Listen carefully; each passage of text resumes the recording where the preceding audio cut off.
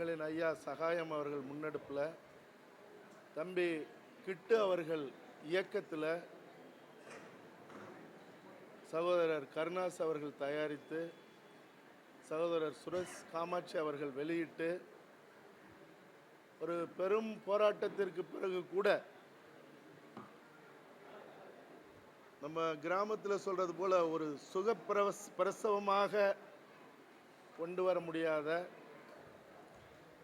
ஒரு கையறு நிலையில் இறுதியாக ஓடிடி தளத்தில் கொண்டுட்டு வந்து உலகம் முழுக்க ஒரு பேரதிர்வை ஏற்படுத்திய சல்லியர்கள் படத்தினுடைய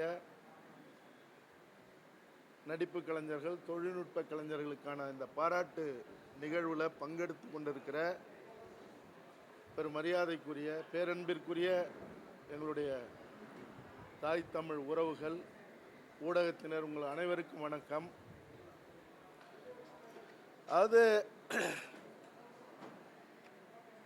இந்த நிலைங்கிறது இருக்குல்ல, ஓடிடியில் இந்த படத்தை கொண்டுட்டு வந்ததாக இருக்கட்டும், அதை முழுமையாக கொண்டுட்டு போகாத நிலையாக இருக்கட்டும், அதுக்கப்புறம் ஒரு பொறுப்புணர்வோட ஒரு தேர்ந்த பொறுப்புமிக்க கலைஞர்களை பாராட்டுகிற ஒரு நிகழ்வை கூட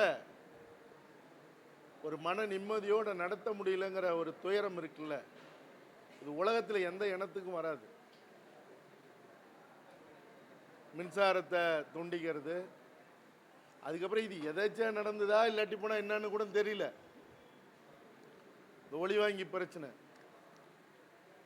இதெல்லாம் ஆந்திராவிலேயே கர்நாடகத்திலேயே இதெல்லாம் நடந்துருமா?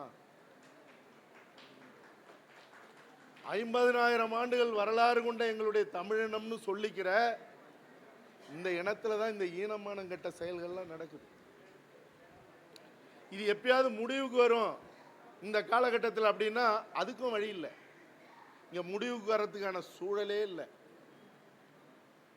ஏன்னா வீரத்தோடையும் அறத்தோடையும் இந்த பூமி பரப்பில் கடந்த இந்த ஒரு நூற்றாண்டுக்குள்ள ஒரு அரசு இருந்ததுன்னா அது எங்களுடைய தாய்க்கும் தாய் மொழிக்கும் சமமான எங்களுடைய தமிழீழ தேசிய தலைவர் மேதகு பிரபாகரன் ஆண்ட அந்த ஈழ அரசு தான்.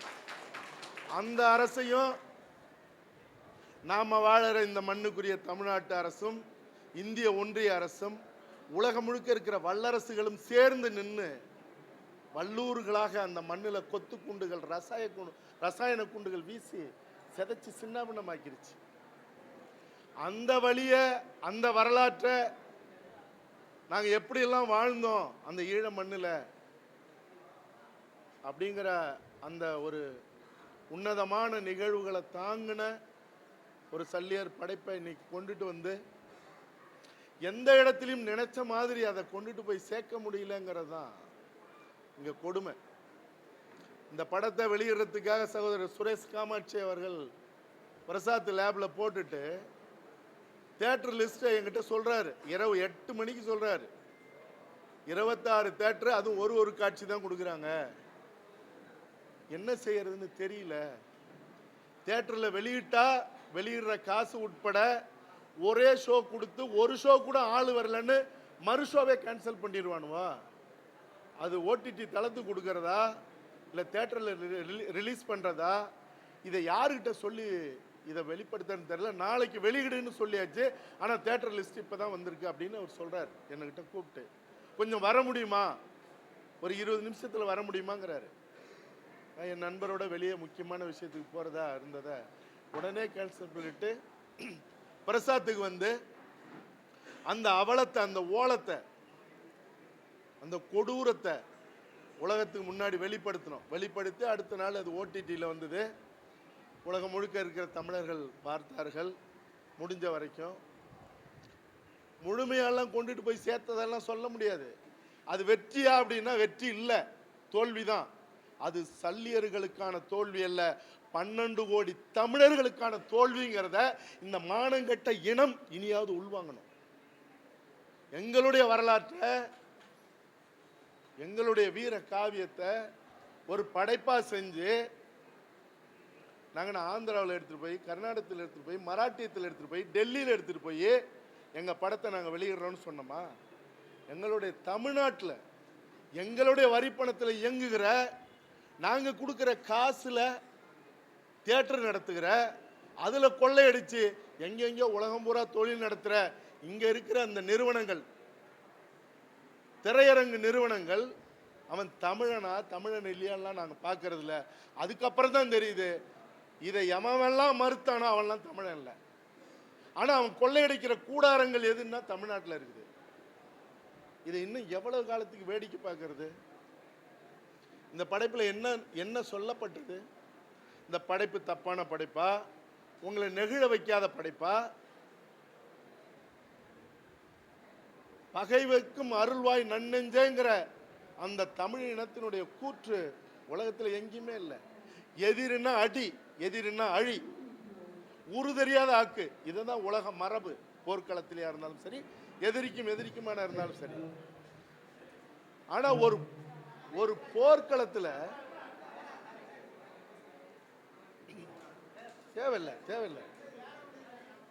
தேவையில்லை. ஒரு போர்க்களத்தில் அவன் நம்மளை கொல்றான் எதிரி, நாம அவனை கொல்லணும். ஆனால் அடிபட்டு விழுந்த உயிரை எதிரியா நிக்கிற கூட்டம் அவனை தூக்கிட்டு போய் ஓடி ஒவ்வொரு நொடியா அவனுடைய உயிரை மீட்டெடுக்கிற அந்த உன்னதமான மரபு இருக்குல்ல, அது உலகத்திலேயே எங்களுடைய ஈழ மண்ணில் மட்டும்தான் இருந்தது. எங்களுடைய தலைவர் பிரபாகரன் படையில மட்டும்தான் அது அந்த நிகழ்வெல்லாம் சாத்தியமாயிருக்கு. அது மட்டும் இல்ல, இதெல்லாம் பேசுகிற காலமா எனக்கு தெரியல. இனி பேசுறதுக்கான இடமே இல்லை.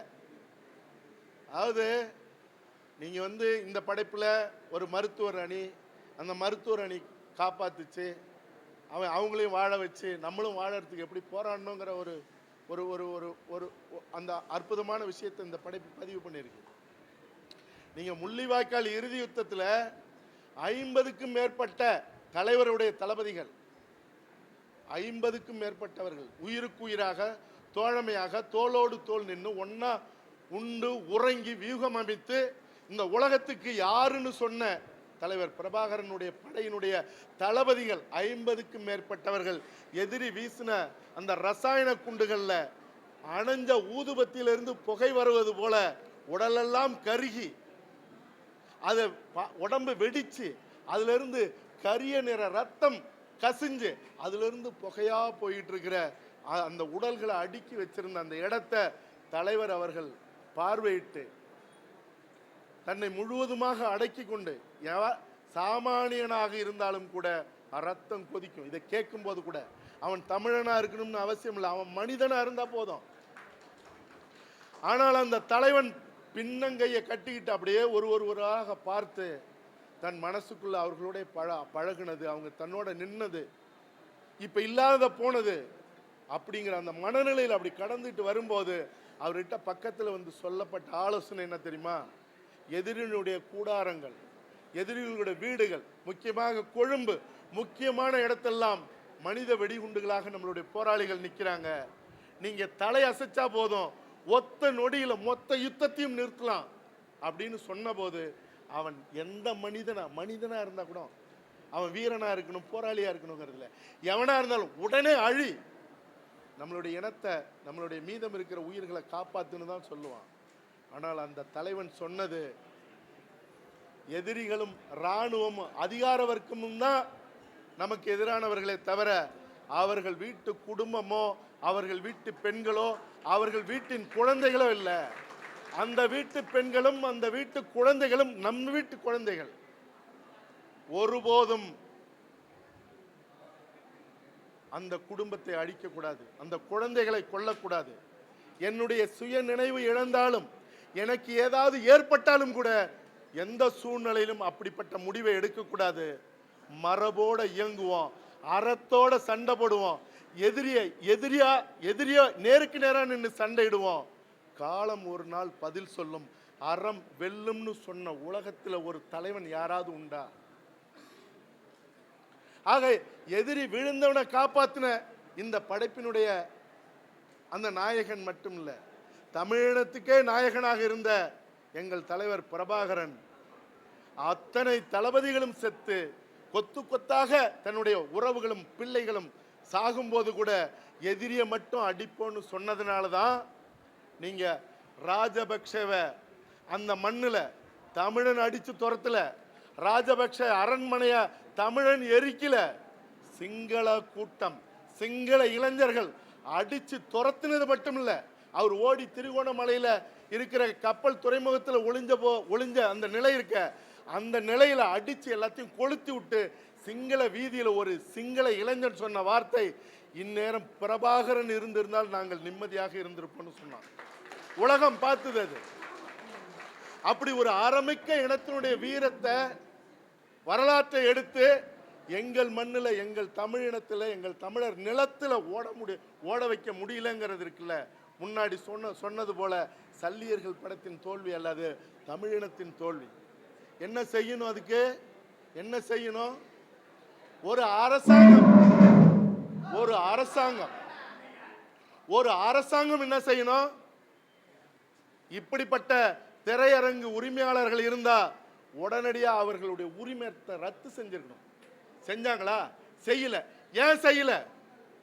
இந்த இனத்துக்கான அரசாங்கம் இருந்தா அது செஞ்சிருக்கோம். அதான அர்த்தம். அதுல துடிச்சிருக்கும்ல. சுரேஷ் காமாட்சி கூப்பிட்டவனே நான் ஏன் ஓடணும்? இவ்வளவு நடந்ததுக்கு அப்புறம் சகாயமையா ஏன் இந்த விழாவை நடத்தணும்? இனியாவது சூடு சொரண இந்த இனத்துக்கு வருமாங்கிற ஒரு தவிப்பும் கவலையும் தான். இப்ப என்ன செய்யணும்? இந்த இனத்துக்கான அரசை உருவாக்கணும்.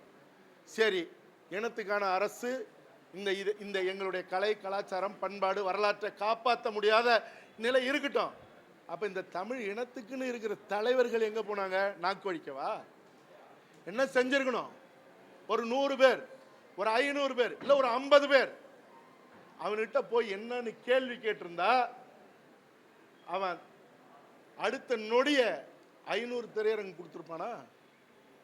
அப்படி அவன் கொடுக்க முடியலன்னா உனக்கு என்னடா இங்க வேலை அப்படின்னு ஒரு உச்சமா ஒரு குரலை எழுப்பியிருந்தா, அதையும் தாண்டி அவன் கொடுக்கலன்னா உனக்கு இங்க என்னடா வேலை, உடனே அப்புறப்படுத்துறான்னு அவனை அப்புறப்படுத்துற வேலையை தொடங்கி இருந்தால் இவனை மாதிரி இருக்கிறவன் என்ன செஞ்சிருப்பான்? அப்ப யாரோட குற்றம் இது? இந்த இனத்துக்குன்னு இருக்கிறேன்னு சொல்ற தலைவர்கள் என்ன செஞ்சாங்க? இந்த இனத்தை காக்கிறதுக்காக போராட்ட களத்தில் நின்றவங்க எல்லாம் என்ன பண்ணாங்க? நான் தான் அன்னைக்கே சொன்னேன், எல்லாரும் தயாருன்னா போய் அவன்கிட்ட நிற்போன்னு. யாரும் அதை பத்தி பேச்சே இல்லை. ஆனா இதே நிலை நீடிக்கும்ங்கிறதுலாம் இல்லை. எல்லா காலத்திலும் இப்படியே தமிழினம் இருந்துடணும்லாம் சொல்ல முடியாது. ஏன்னா ஜல்லிக்கட்டுக்கு இங்கே சொல்லிவிட்டு தான் அவனியாபுரத்துக்கு வாடிவாசலில் போய் நின்னோம். மொத்தம் ஒரு 25 பேர் தான். கத்திப்பாராவில் நின்னதும் 25-30 பேர் தான். இதே நிலை தொடர்ந்தால் இவர்கள்ட்ட போய் கேள்வி கேட்கிற வேலையெல்லாம் இனி தமிழினம் கேட்கக்கூடாது. அடியோட அப்புறப்படுத்துற வேலையை செய்யறதுக்கு என்னைக்கு ஒரு செயலா இந்த இனம் தொடங்குதோ அன்னைக்கு தான் சல்லியர் போன்ற படைப்புகள் தமிழ் இனத்துல ஒரு பெருங்காவியமா ஒட்டுமொத்த தமிழினமே கொண்டாடுகிற ஒரு சூழலை உருவாக்க முடியும். ஏன்னா சல்லியர் தொடங்கிருச்சு. ஏற்கனவே அவர் மேதகு படம் எடுத்தார். ஒரு அற்புதமான ஒரு தொழில்நுட்ப கலைஞன், தமிழ் உணர்வுள்ள கலைஞன். இந்த படைப்புல பங்கெடுத்த அத்தனை பேருமே ஒரு உள்ளுணர்வோட ஒரு ஆத்மார்த்தமா அந்த படைப்பை செஞ்சாங்க. நான் முன்னாடி சொன்னதான், சந்தனக்காடு செஞ்சேன், முந்திரிக்காடு செஞ்சுட்டேன். அடுத்தது நான் வன்னிக்காட்டுக்கு தான் வரேன். வன்னிக்காட்டின் படைப்புகளை எடுத்து நாங்க நினைச்ச மாதிரி தமிழ்நாட்டில் மட்டும் இல்லை, உலகம் பூரா அதை நாங்கள் வெளியிட தான் போறோம். அப்படியான சிக்கல்கள் வந்தால் அது அதிகார வர்க்கமாக இருந்தாலும் சரி அல்லது திரையரங்கு கூடாரங்களாக இருந்தாலும் சரி, எங்களுக்கு இடம் இல்லைன்னா இங்க எவனுக்கும் இடம் இல்லைங்கிற ஒரு நிலையை உருவாக்குவோம். அத்தனை பேருக்கும் வாழ்த்துக்கள்.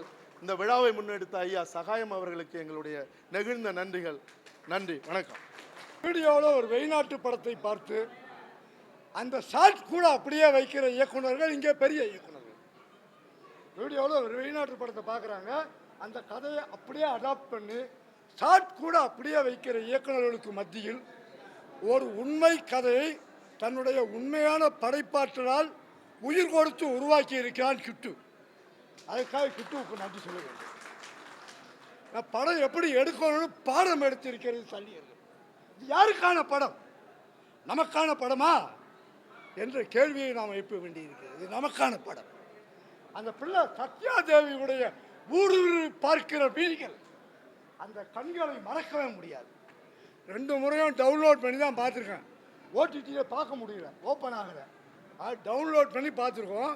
சத்யாதேவியுடைய ஊடுருவி பார்க்கிற விழிகள் இன்றைக்கு தமிழ் சினிமாவில் எந்த நடிகைக்கும் கிடையாது, சத்யாதேவிக்கு மட்டும்தான் இருக்கு. அப்படி ஒரு நடிகையை கண்டுபிடித்து அந்த நடிகையை ஒரு மென்பொறியாளரை நடிகையாக்கியதற்காக கிட்டுவுக்கு மீண்டும் நன்றி. ஆக்சுவலாக நாடு எப்படி இருக்குன்னா, விரோதத்தை விதைப்பதற்காகவே, நீ ஹிந்து நான் முஸ்லீம் என்கிற விரோதத்தை விதைப்பதற்காகவே எடுக்கப்பட்ட படம் காஷ்மீர் ஃபைல். அந்த காஷ்மீர் ஃபைல்ஸ் எந்த ஒரு சின்ன கீறல் கூட இல்லாமல் வெளியாகிறது. ஆனால் அன்பை விதைக்கிற கள்ளியர்கள் படத்தை வெளியிடுவதில் இவ்வளவு சிக்கல். இந்த அன்பை விதைக்கிற படங்களை திரும்பி பார்க்கும்போது ஒரு 40 ஆண்டுகளுக்கு முன்பு சர்வதேச அளவில் கவனம் பெற்ற ஒரு படத்தை சல்லியர்களோடு ஒப்பிட வேண்டியிருக்கிறது. ஸ்டீவன் ஸ்பீல்பர்க் என்கிற ஒரு அற்புதமான கலைஞன் சிண்ட்லர்ஸ் லிஸ்ட் என்கிற ஒரு படத்தை உருவாக்கினார். அந்த படம் அன்பையும் அகிம்சையையும் போதிக்கிற படம். அந்த படத்துக்கு 6 ஆஸ்கார் அவார்டு கிடைச்சது. சிண்ட்லர்ஸ் லிஸ்டுக்கு எந்த விதத்திலும் குறைந்ததில்லை இந்த சல்லியர்கள் என்பதை நான் இங்கே சொல்லியாக வேண்டியிருக்கிறது. நேரம் கடந்து விட்டது. தியாக என்ற மாதிரி பலர் பேச வேண்டியிருக்கிறது. எனவே இன்னொரு சந்தர்ப்பத்தில் உங்களை சந்திக்கிறேன். நன்றி, வணக்கம். அதாவது சல்லியர்களுக்கு படத்தை நம்ம பாராட்டலான்னு வந்தோம். ஆனால் பாராட்டுறதுக்கான முன்னாடியே அது சல்லித்தனமாக சில வேலைகள் நடந்து போச்சு. எடுத்த உடனே நிகழ்ச்சி ஆரம்பிக்கிறதுக்கு முன்னாடியே பார்த்தீங்கன்னா மின்சாரத்தை கட் பண்ணாங்க. இப்போ ஆடியோ பிரச்சனை, இப்படி பல பிரச்சனைகள் நடுவில் அந்த படம் துவங்கினதுலேருந்து அந்த படத்தை வெளியிடுற வரைக்கும் எல்லாமே பிரச்சனையாக தான் இருந்தது. ஆனால் இவ்வளோ பிரச்சனைகளுக்கு நடுவுலையும் கூட அந்த படத்தை வெளியே கொண்டு அதை சிறப்பாக இயக்கம் செய்த தம்பி கிட்டுவுக்கும், அதை வெளியிட்ட தயாரிப்பாளர்கள், அண்ணன் வெளியிட்ட சுரேஷ் காமாட்சி உள்ளிட்ட எல்லாருக்கும் நன்றி. ஒரு படம் ஒரு படைப்பாளி என்னதான் சிறப்பாக அந்த படைப்பை கொண்டு வந்தாலும் கூட அந்த படைப்பை மக்களிடம் கொண்டு போய் சேர்க்கறது மிக முக்கியமானது. அன்னைக்கு சுரேஷ் காமாட்சி அண்ணன் படத்தை வெளியிட முடியாமல் தவிச்சு நின்னப்போ இருக்குல்ல, அப்போ அந்த தவிப்பை உலகம் முழுக்க இருக்க தமிழர்கள் எல்லாரும் அதை உள்வாங்கி, இந்த படத்தை தமிழ்நாட்டில் நீ ஓட வைக்க முடியலன்னா என்னடா, நாங்கள் உலகம் முழுக்க ஓட வைப்போம் அப்படின்னு இந்த படத்தை உலகம் முழுக்க எல்லா தமிழர்களும் பார்த்து அதை வெற்றி படமாக மாற்றினார்கள். அதனுடைய விளைவு தான் இன்னைக்கு இந்த படத்துக்கான பாராட்டு விழா. இதில் நடித்த எல்லாருக்கும் பாராட்டுகள். குறிப்பாக அந்த தங்கை சத்யாதேவி நடிகையாக நடித்த அந்த தங்கையுடைய நடிப்பு மிக சிறப்பான நடிப்பு. அதாவது ஒரு ஓவியராக சொல்கிறேன், கண்களில் ஒரு செய்தியை கடத்த முடியும் அப்படின்னா அது சிலருக்கு மட்டுமே சாத்தியமாக இருக்கும், சில கண்களுக்கு மட்டுமே அந்த சிறப்பு இருக்கும். அப்படி இந்த நடிகையுடைய சத்யாதேவியோடைய கண்கள் அந்த கதாபாத்திரத்துக்கு மிக சிறந்த ஒரு நடிகையை தேர்வு செஞ்சு இருக்காங்க அப்படிங்கிறதுக்கான சாட்சியாக அந்த கண்கள் இருந்தது. ரொம்ப அற்புதமாக நடிச்சிருந்தாங்க. அதாவது ஈழத்தில் நடந்த ஒரு போர் பல்வகையான அந்த போரில் போராட்டத்தில் அந்த படைப்பிரிவில் பல வகையான வீரர்கள் இருந்தாங்க. அதில் இந்த சல்லியர்கள் அப்படிங்கிற அந்த படைப்பிரிவு ஒரு மகத்தான ஒரு பிரிவு. மற்றவர்கள்லாம் ஆயுதத்தை தூக்கி சண்டை போடுற நிலையில் இதில் அதில் காயம்பட்டவர்களை காப்பாற்றக்கூடியவர்கள், அது குறிப்பாக காயம்பட்டவர்கள் யாராக இருந்தாலும் எவராக இருந்தாலும், நம்மை கொல்ல வந்த எதிரியாக இருந்தாலும் கூட அவர்களை காப்பாற்ற வேண்டும் என்ற அறம், அந்த அறத்தை போதிக்கக்கூடிய படம். அன்பு தான் இந்த உலகத்தில் எல்லாத்தையும் விட சிறந்தது அப்படிங்கிறத இந்த படத்தின் மூலமாக காட்சிப்படுத்தியிருக்கிற இயக்குனர் கிட்டுவுக்கு மிக மிக பாராட்டுகள். இது ஒரு மிகச்சிறந்த திரைப்படம். இந்த ஒரு படைப்பை கொண்டாடிய மக்களை, அதன் பிறகு இந்த படைப்பை எல்லாரிடம் கொண்டு போய் சேர்க்கணும் அப்படிங்கிற அந்த குழுவினருடைய முயற்சியை அடுத்த கட்டமாக பாராட்ட வேண்டியது மிக மிக முக்கியமானது. அதற்கான முன்னெடுப்பை அண்ணன் சகாயமாவும் அவர்களுடைய மக்கள் பாதை பேரியக்கமும் இந்த நிகழ்ச்சி ஏற்பாடு பண்ணியிருக்காங்க. அது இன்னும் பாராட்டுக்குரியது. ஏன்னா ஒரு படைப்பாளி என்னதான் சிறப்பான படைப்பை கொடுத்தாலும் கூட அந்த படைப்பை திரும்ப அங்கீகரித்து நாங்கள் உன் கூட இருக்கோம் அப்படிங்கிறத சொல்கிறது சமூகத்தின் கடமை. இது ஒரு அறம் சார்ந்த செயல். அந்த அறத்தை வந்து அறத்தோட வாழக்கூடிய அண்ணன் சகாயம் அவர்கள் அவர் வந்து அதை சிறப்பாக முன்னெடுத்திருக்கிறார். எல்லாரும்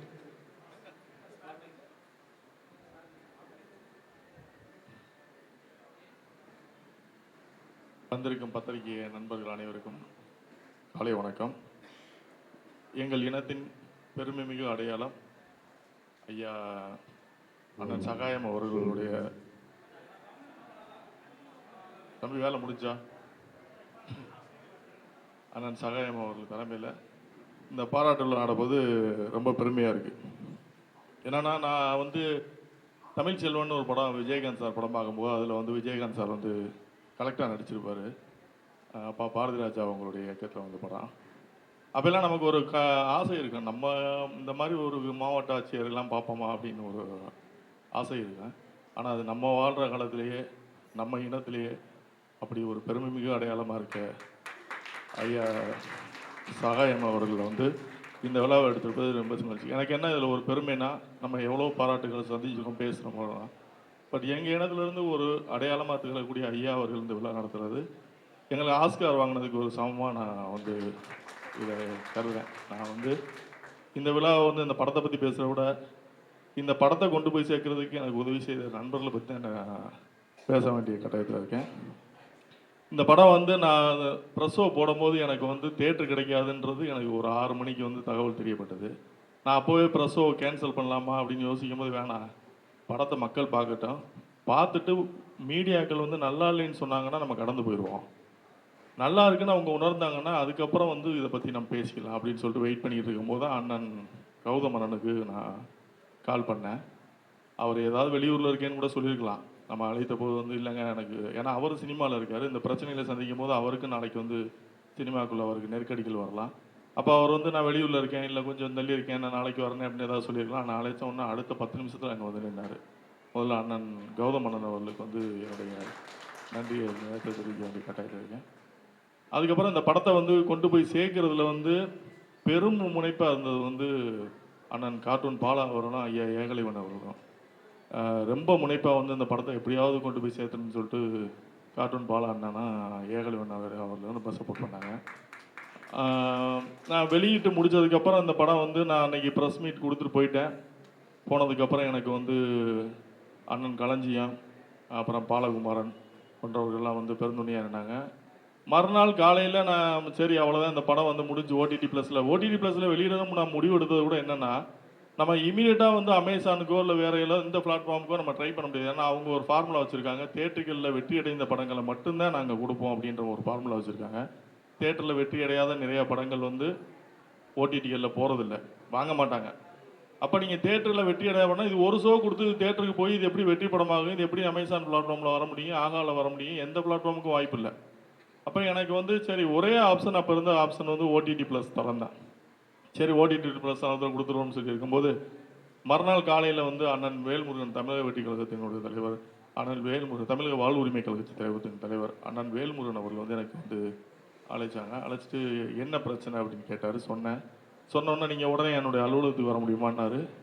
அப்புறம் அவருடைய அலுவலகத்துடைய முகவரியை வாங்கிட்டு அங்கே அலுவலகத்துக்கு போனேன். அவர் உடனே வந்து ஒரு அறிக்கையை கொடுத்து நான் இதுக்கு ப்ரெஸ் மீட் வைக்கிறேன்னு சொல்லி அந்த ப்ரெஸ் மீட்டுக்கும் வந்து ஐயா தியாக அவர்கள், அப்புறம் திருமுருகன் காந்தி அண்ணன் அவர்கள், கொளத்தூர் மலியண்ணன் அவர்கள், வன்னியரசு அவர்கள், அப்படி ஏகப்பட்ட பேர் வந்து தனியரசன் அவர்கள், எஸ்சி முபாரக் அவர்கள் எல்லாருமே வந்து ஆதரவு கொடுத்தாங்க. இதை தாண்டி வந்து அண்ணன் சீமானன் அவர்கள் வந்து திங்கக்கிழமை மறுநாள் அந்த வாரம் திங்கக்கிழமை வந்து அண்ணன் சீமானன் ஒரு கண்டன அறிக்கையை கொடுத்துருந்தாங்க. இதை தாண்டி உலகம் முழுக்க வந்து வட அமெரிக்காவிலேருந்து, பிரான்ஸ்லேருந்து, ஜெர்மனிலேருந்து, நம்ம பக்கத்து மாநிலமான நம்ம கனடா தமிழ் சங்கத்திலேருந்து எல்லா ஊர்லேருந்து வந்து இதுக்கு வந்து கண்டன அறிக்கை தெரிவித்து பெரிய ஒரு ஆதரவு கரம் நீட்டினாங்க. இந்த படம் வந்து வெற்றி அடைந்ததுன்னு சொல்லி எல்லாருமே ஆதரவு கரம் நீட்டினாங்க. உண்மையாகவே வந்து எனக்கு அதில் ஒரு பெருமை என்னென்னா, நான் தமிழனாக பிறந்ததுக்கு அந்த இடத்துல தான் நான் வந்து ரொம்ப பெருமைப்படுறேன். என்னென்னா நம்ம எல்லாருமே தனித்தனி அமைப்பாக இருக்கோம், ஆளுக்கு ஒரு கொள்கை இருக்குது, ஆளுக்கு சில முரண்பாடுகள் இருக்குது, எல்லாமே இருக்குது. இருந்தாலும் கூட ஒரு தமிழனுக்கு ஒரு பிரச்சனை என்னும்போது ஒட்டுமொத்த பேரும் இணைஞ்சு நின்னது வந்து நான் அந்த இடத்துல வந்து பெருமையாக நினைக்கிறேன். இப்படி நம்ம வந்து நம்ம தனித்தனியாக நின்னா கூட யாருக்காவது ஒரு பிரச்சனைனா நம்ம முன்னே நின்னோம்னா நம்மளை யாரும் வீழ்த்த முடியாதுன்ற நம்பிக்கை எனக்கு இருக்குது.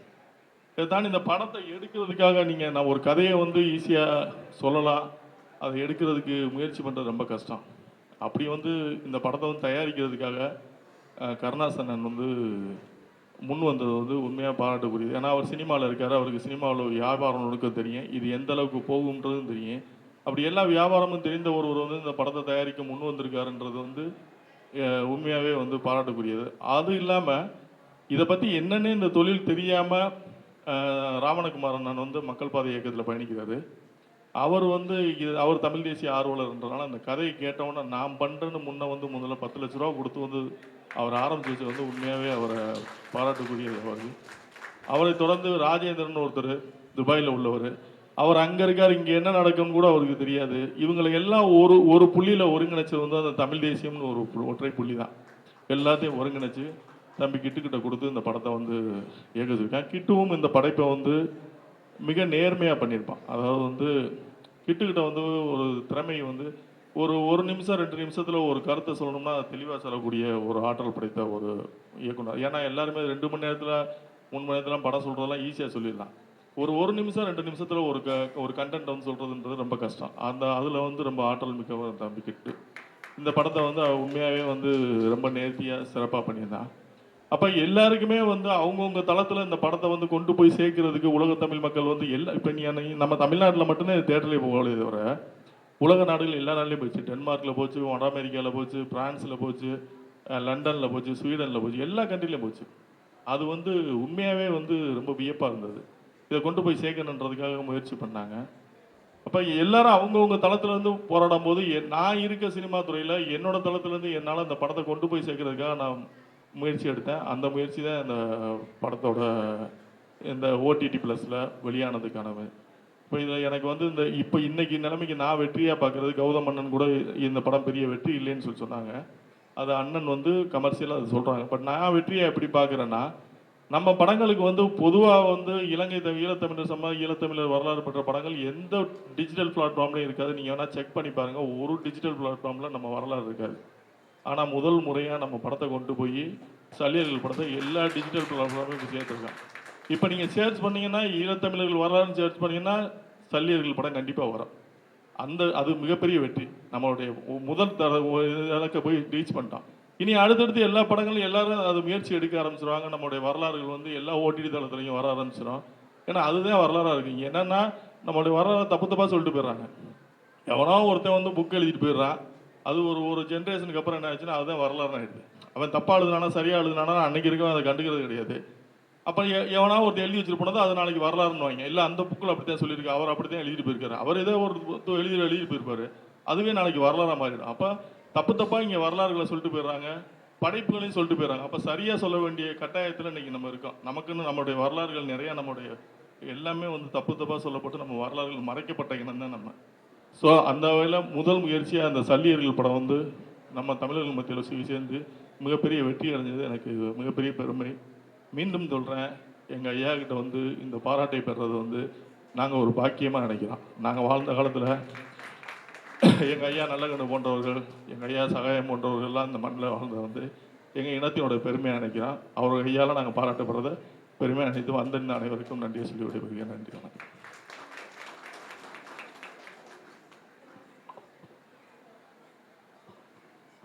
நன்றி தோழர். தாய்மொழி தமிழுக்கு என் முதல் வணக்கம். எனக்கு உயிர் கொடுத்து உடல் கொடுத்த என் தாய் தந்தையருக்கு வணக்கம். என் உயிரோடு கலந்து என் உணர்வோடு கலந்து இன்றும் என்னுடன் வாழும் எம் தலைவர் மேதகுவே பிரபாகரன் அவர்களுக்கு வணக்கம்.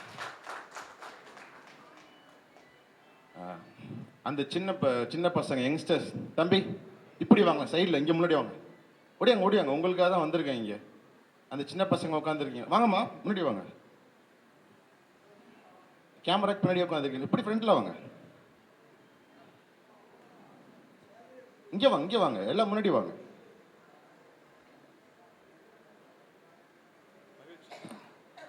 வணக்கம். உங்களை முன்னாடி வர சொன்னதுக்கு காரணம் அதுதான். இன்றைக்கி நான் பேச வந்ததே உங்கள்கிட்ட தான். ஏன்னா உங்களுக்காக தான் இந்த தளத்தை நான் வந்து உருவாக்கினேன். அதனால தான் இன்றைக்கும் நான் பின்வாங்காமல் இதே தளத்தில் நான் வந்து பயணிச்சிட்ருக்கேன். ரொம்ப முக்கியமாக நான் இந்த இடத்துக்கு வந்ததுக்கு அதுவும் ரொம்ப குறிப்பாக அந்த விழாவுக்கு வந்ததுக்கு ஒரே ஒரு முக்கியமான காரணம் ஐயா சகாயம் அவர்கள் மட்டும்தான். உண்மையாகவே சொல்லப்போனால் யாருக்காகவும் இங்கே வரல. நான் வந்ததுக்கு ஒரே காரணம் ஐயா சகாயம் அவர்கள் மட்டும்தான். என் வாழ்க்கையில் இது நடக்குமான்னு எனக்கு தெரியாது.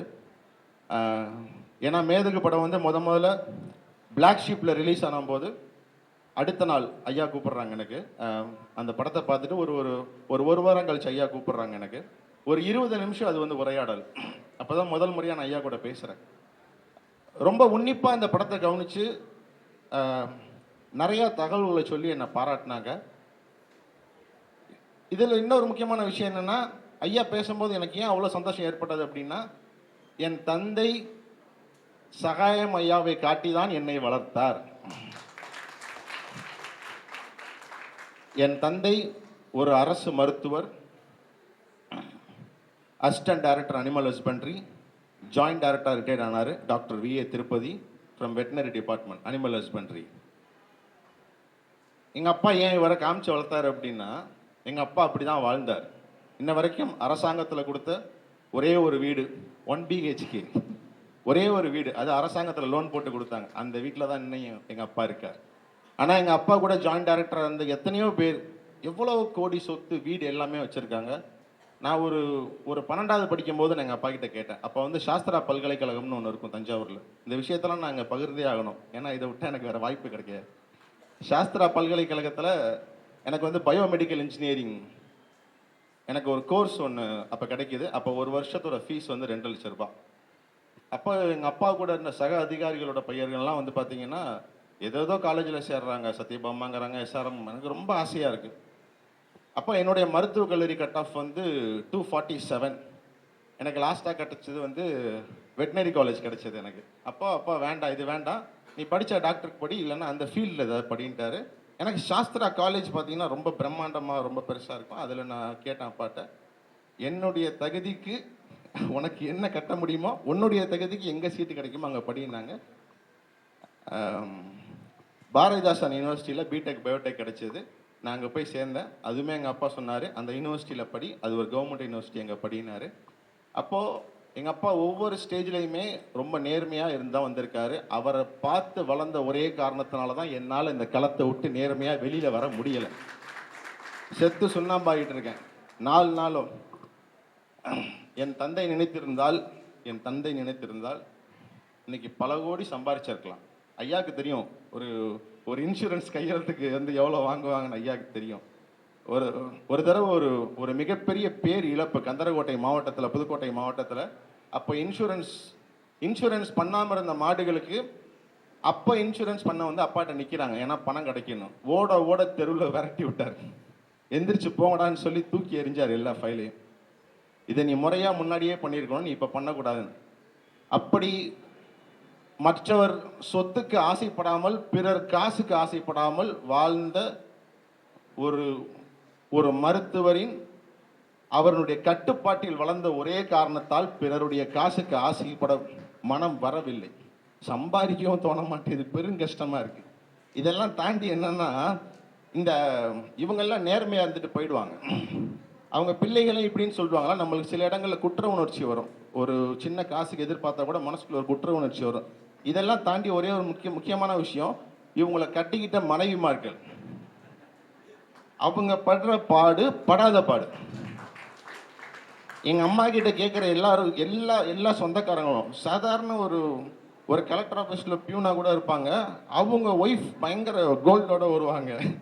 எங்கள் அம்மா வேறு தாலிக்கரோட போவாங்களா, என்னம்மா நீ டாக்டர் பொண்டாட்டி. எங்கள் அம்மா இன்ன வரைக்கும் அப்படி தான் இருக்காங்க. அதெல்லாம் சகிச்சுக்குவாங்க. ஏன்னா அவங்க யாரோட நிற்கிறாங்கன்னா, இந்த உலகத்தில் இவ்வளவு அநீதிகள் நடக்கக்கூடிய உலகத்தில் ஒருத்தர் நேர்மையாக நிற்கணுமே, அவனை காப்பாற்றணுமேன்றதுக்காக இவங்க நிற்பாங்க. சத்தியமாக சொல்கிறேன், என் பொண்டாட்டியும் அதே பாட்டு தான் பண்ணுறா இப்போ. ஆமாம், என்ன கேட்குறான்னா, நீ வந்து நல்ல கமர்ஷியல் படாடு, நீ இப்போ நல்ல சம்பாரி, நல்ல கமர்ஷியல் படாடு. ஏன்னா வீட்டில் நான் வந்து ஒரு கோமாளி சொல்லுவா, நீ அழகான ஸ்கிரிப்ட்லாம் எழுதலாமே, நல்லா காமெடியெல்லாம் வருது, அதெல்லாம் வருது. ஆனால் நான் இந்த களத்தை விட்டுட்டு போயிட்டேன்னா இந்த களத்துக்கு வேற எவனும் வரமாட்டான். இப்பயே அப்படி தான் இருக்குது. இந்த களத்தில் நிற்கிற ஒவ்வொரு நிமிஷமும் எனக்கு வந்து மிகப்பெரிய பயம் என்னோட மனசில் இருந்துக்கிட்டே இருக்குது. என்னுடைய எதிர்காலம் எப்படி இருக்கும், என்னுடைய பிள்ளைகள் எப்படி இருக்கும்னு. ஆனால் ஒரு விஷயம் மட்டும் என்னை காப்பாற்றிக்கிட்டே இருக்கு, என்னுடைய தாய்மொழி தமிழ்.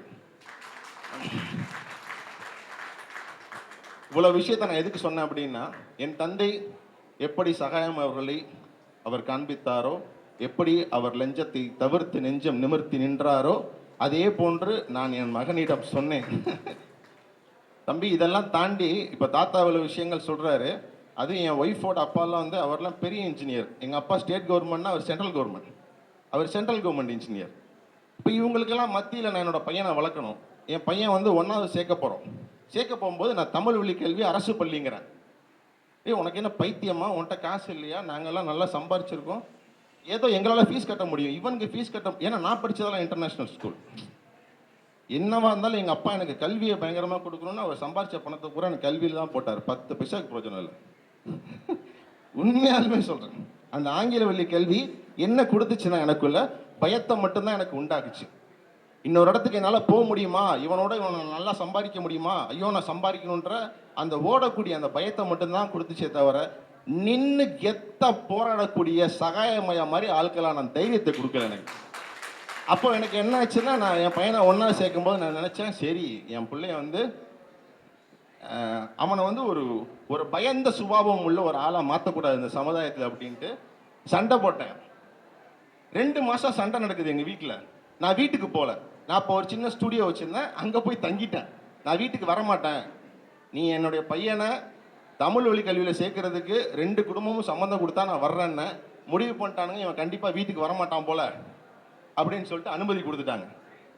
தம்பியை கொண்டு போய் இன்னைக்கு தமிழ் வழியில் இன்னைக்கு அவன் வந்து 7வது படிக்கிறான். எங்கள் குடும்பத்திலேயே 7வது படிக்கிறான், அரசு பள்ளியில் தான் படிக்கிறான், தமிழ் வழி கல்வியில் படிக்கிறான். எங்கள் குடும்பத்திலேயே யாரை பார்த்தாலும் தைரியமாக நின்று பேசக்கூடிய ஒரே ஆள் அவன் மட்டும்தான்.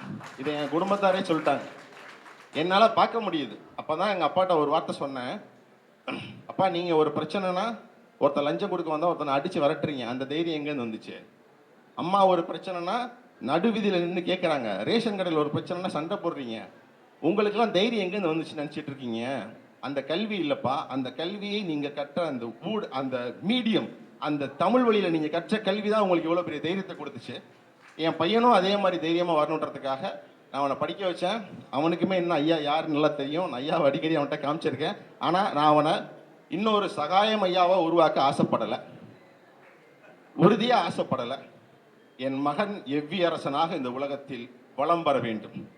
அவனுடைய பெயர் எவ்வியரசனாக வர வேண்டும்.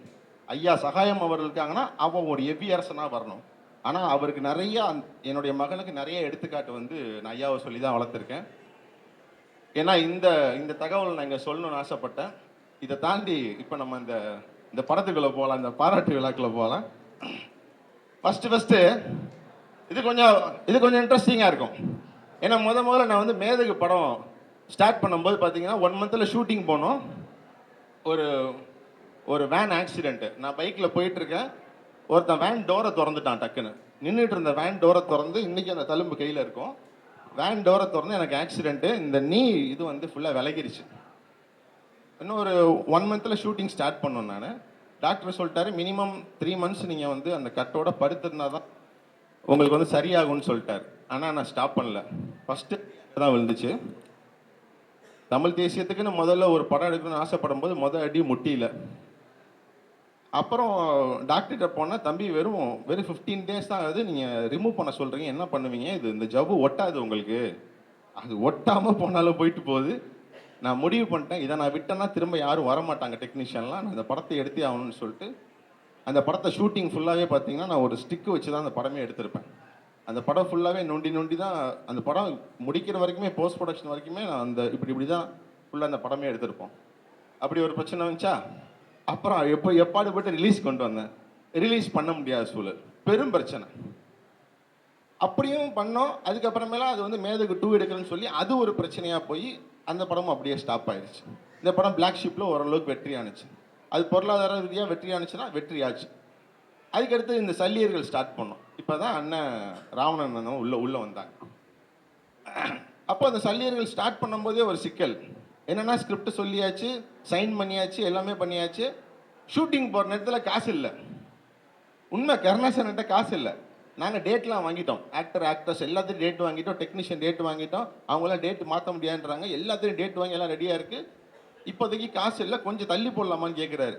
அண்ணா இல்லை அதெல்லாம் தள்ளி போட முடியாதுன்னா, நான் வேணா ஒரு அண்ணன் என் கூட இருக்காரு, அவர் மிகப்பெரிய தமிழ் தேசியவாதி, அந்த ஆடை அப்போ தான் கூட்டிகிட்டு வந்தோம். அந்த ஆடு தான் அண்ணன் அண்ணன் ராவன் அண்ணா, உண்மையாலுமே அப்படி தான் கூட்டிகிட்டு வந்தேன் சொல்ல போனால். ஆமாம், என்னன்னா தமிழ் தேசியம் இப்படி ஒரு கதை பண்ண போகிற உடனே அண்ணன் சரின்ட்டாங்க. அப்புறம் அண்ணன் கொடுத்த அந்த 10 லட்ச ரூபா வச்சு தான் முதல்ல நாங்கள் வந்து ஷூட்டிங்கை ஸ்டார்ட் பண்ணோம்.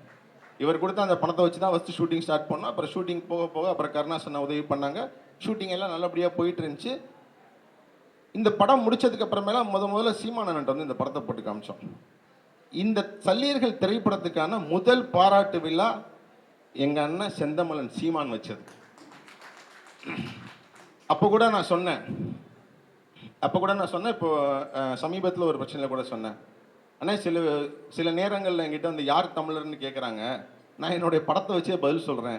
சல்லியர்கள் படத்துக்கு எவெல்லாம் பாராட்ட வர்றாங்களோ, யாரெல்லாம் தடையை எதிர்த்து பேசுகிறாங்களோ பச்சை தமிழர்கள்.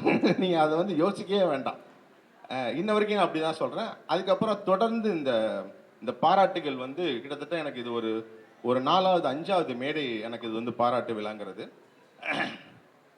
அப்போது இந்த படம் வந்து அண்ணா பாராட்டினதுக்கு அப்புறமேல இந்த படத்தை எப்படி ரிலீஸ் பண்ணலான்னு பேசும்போது, அதுக்கப்புறம் தான் நான் அண்ணன் ராவணன் அண்ணா, அப்புறம் வந்து சிவகங்கையிலேருந்து அண்ணன் பேர் வந்து கார்த்தி. ஸோ ஆமாம், அதை பரமக்குடிலேருந்து அண்ணன் கார்த்தி, நாங்கள்லாம் போய் அண்ணன் நேரில் பார்த்து சந்திச்சு, ஆனால் இந்த மாதிரி இந்த படத்தை வந்து ரிலீஸ் பண்ணோம் அப்படின்னா, இல்லை நான் ஒரு தடவை பார்த்துக்கிறேன் அப்படின்னாரு. அப்புறம் அண்ணனுக்கு ஒரு தடவை போட்டு காமிச்சோம். அவர் போட்டு காமிச்ச அன்னையிலேருந்து இந்த படத்தை வந்து நான் எப்படியாவது ரிலீஸ் பண்ணி தரேன்னு சொல்லி வெம்பாடுபட்டதில் ரொம்ப முக்கியமான ஆள் அண்ணா சுரேஷ் காமாட்சி அண்ணன்.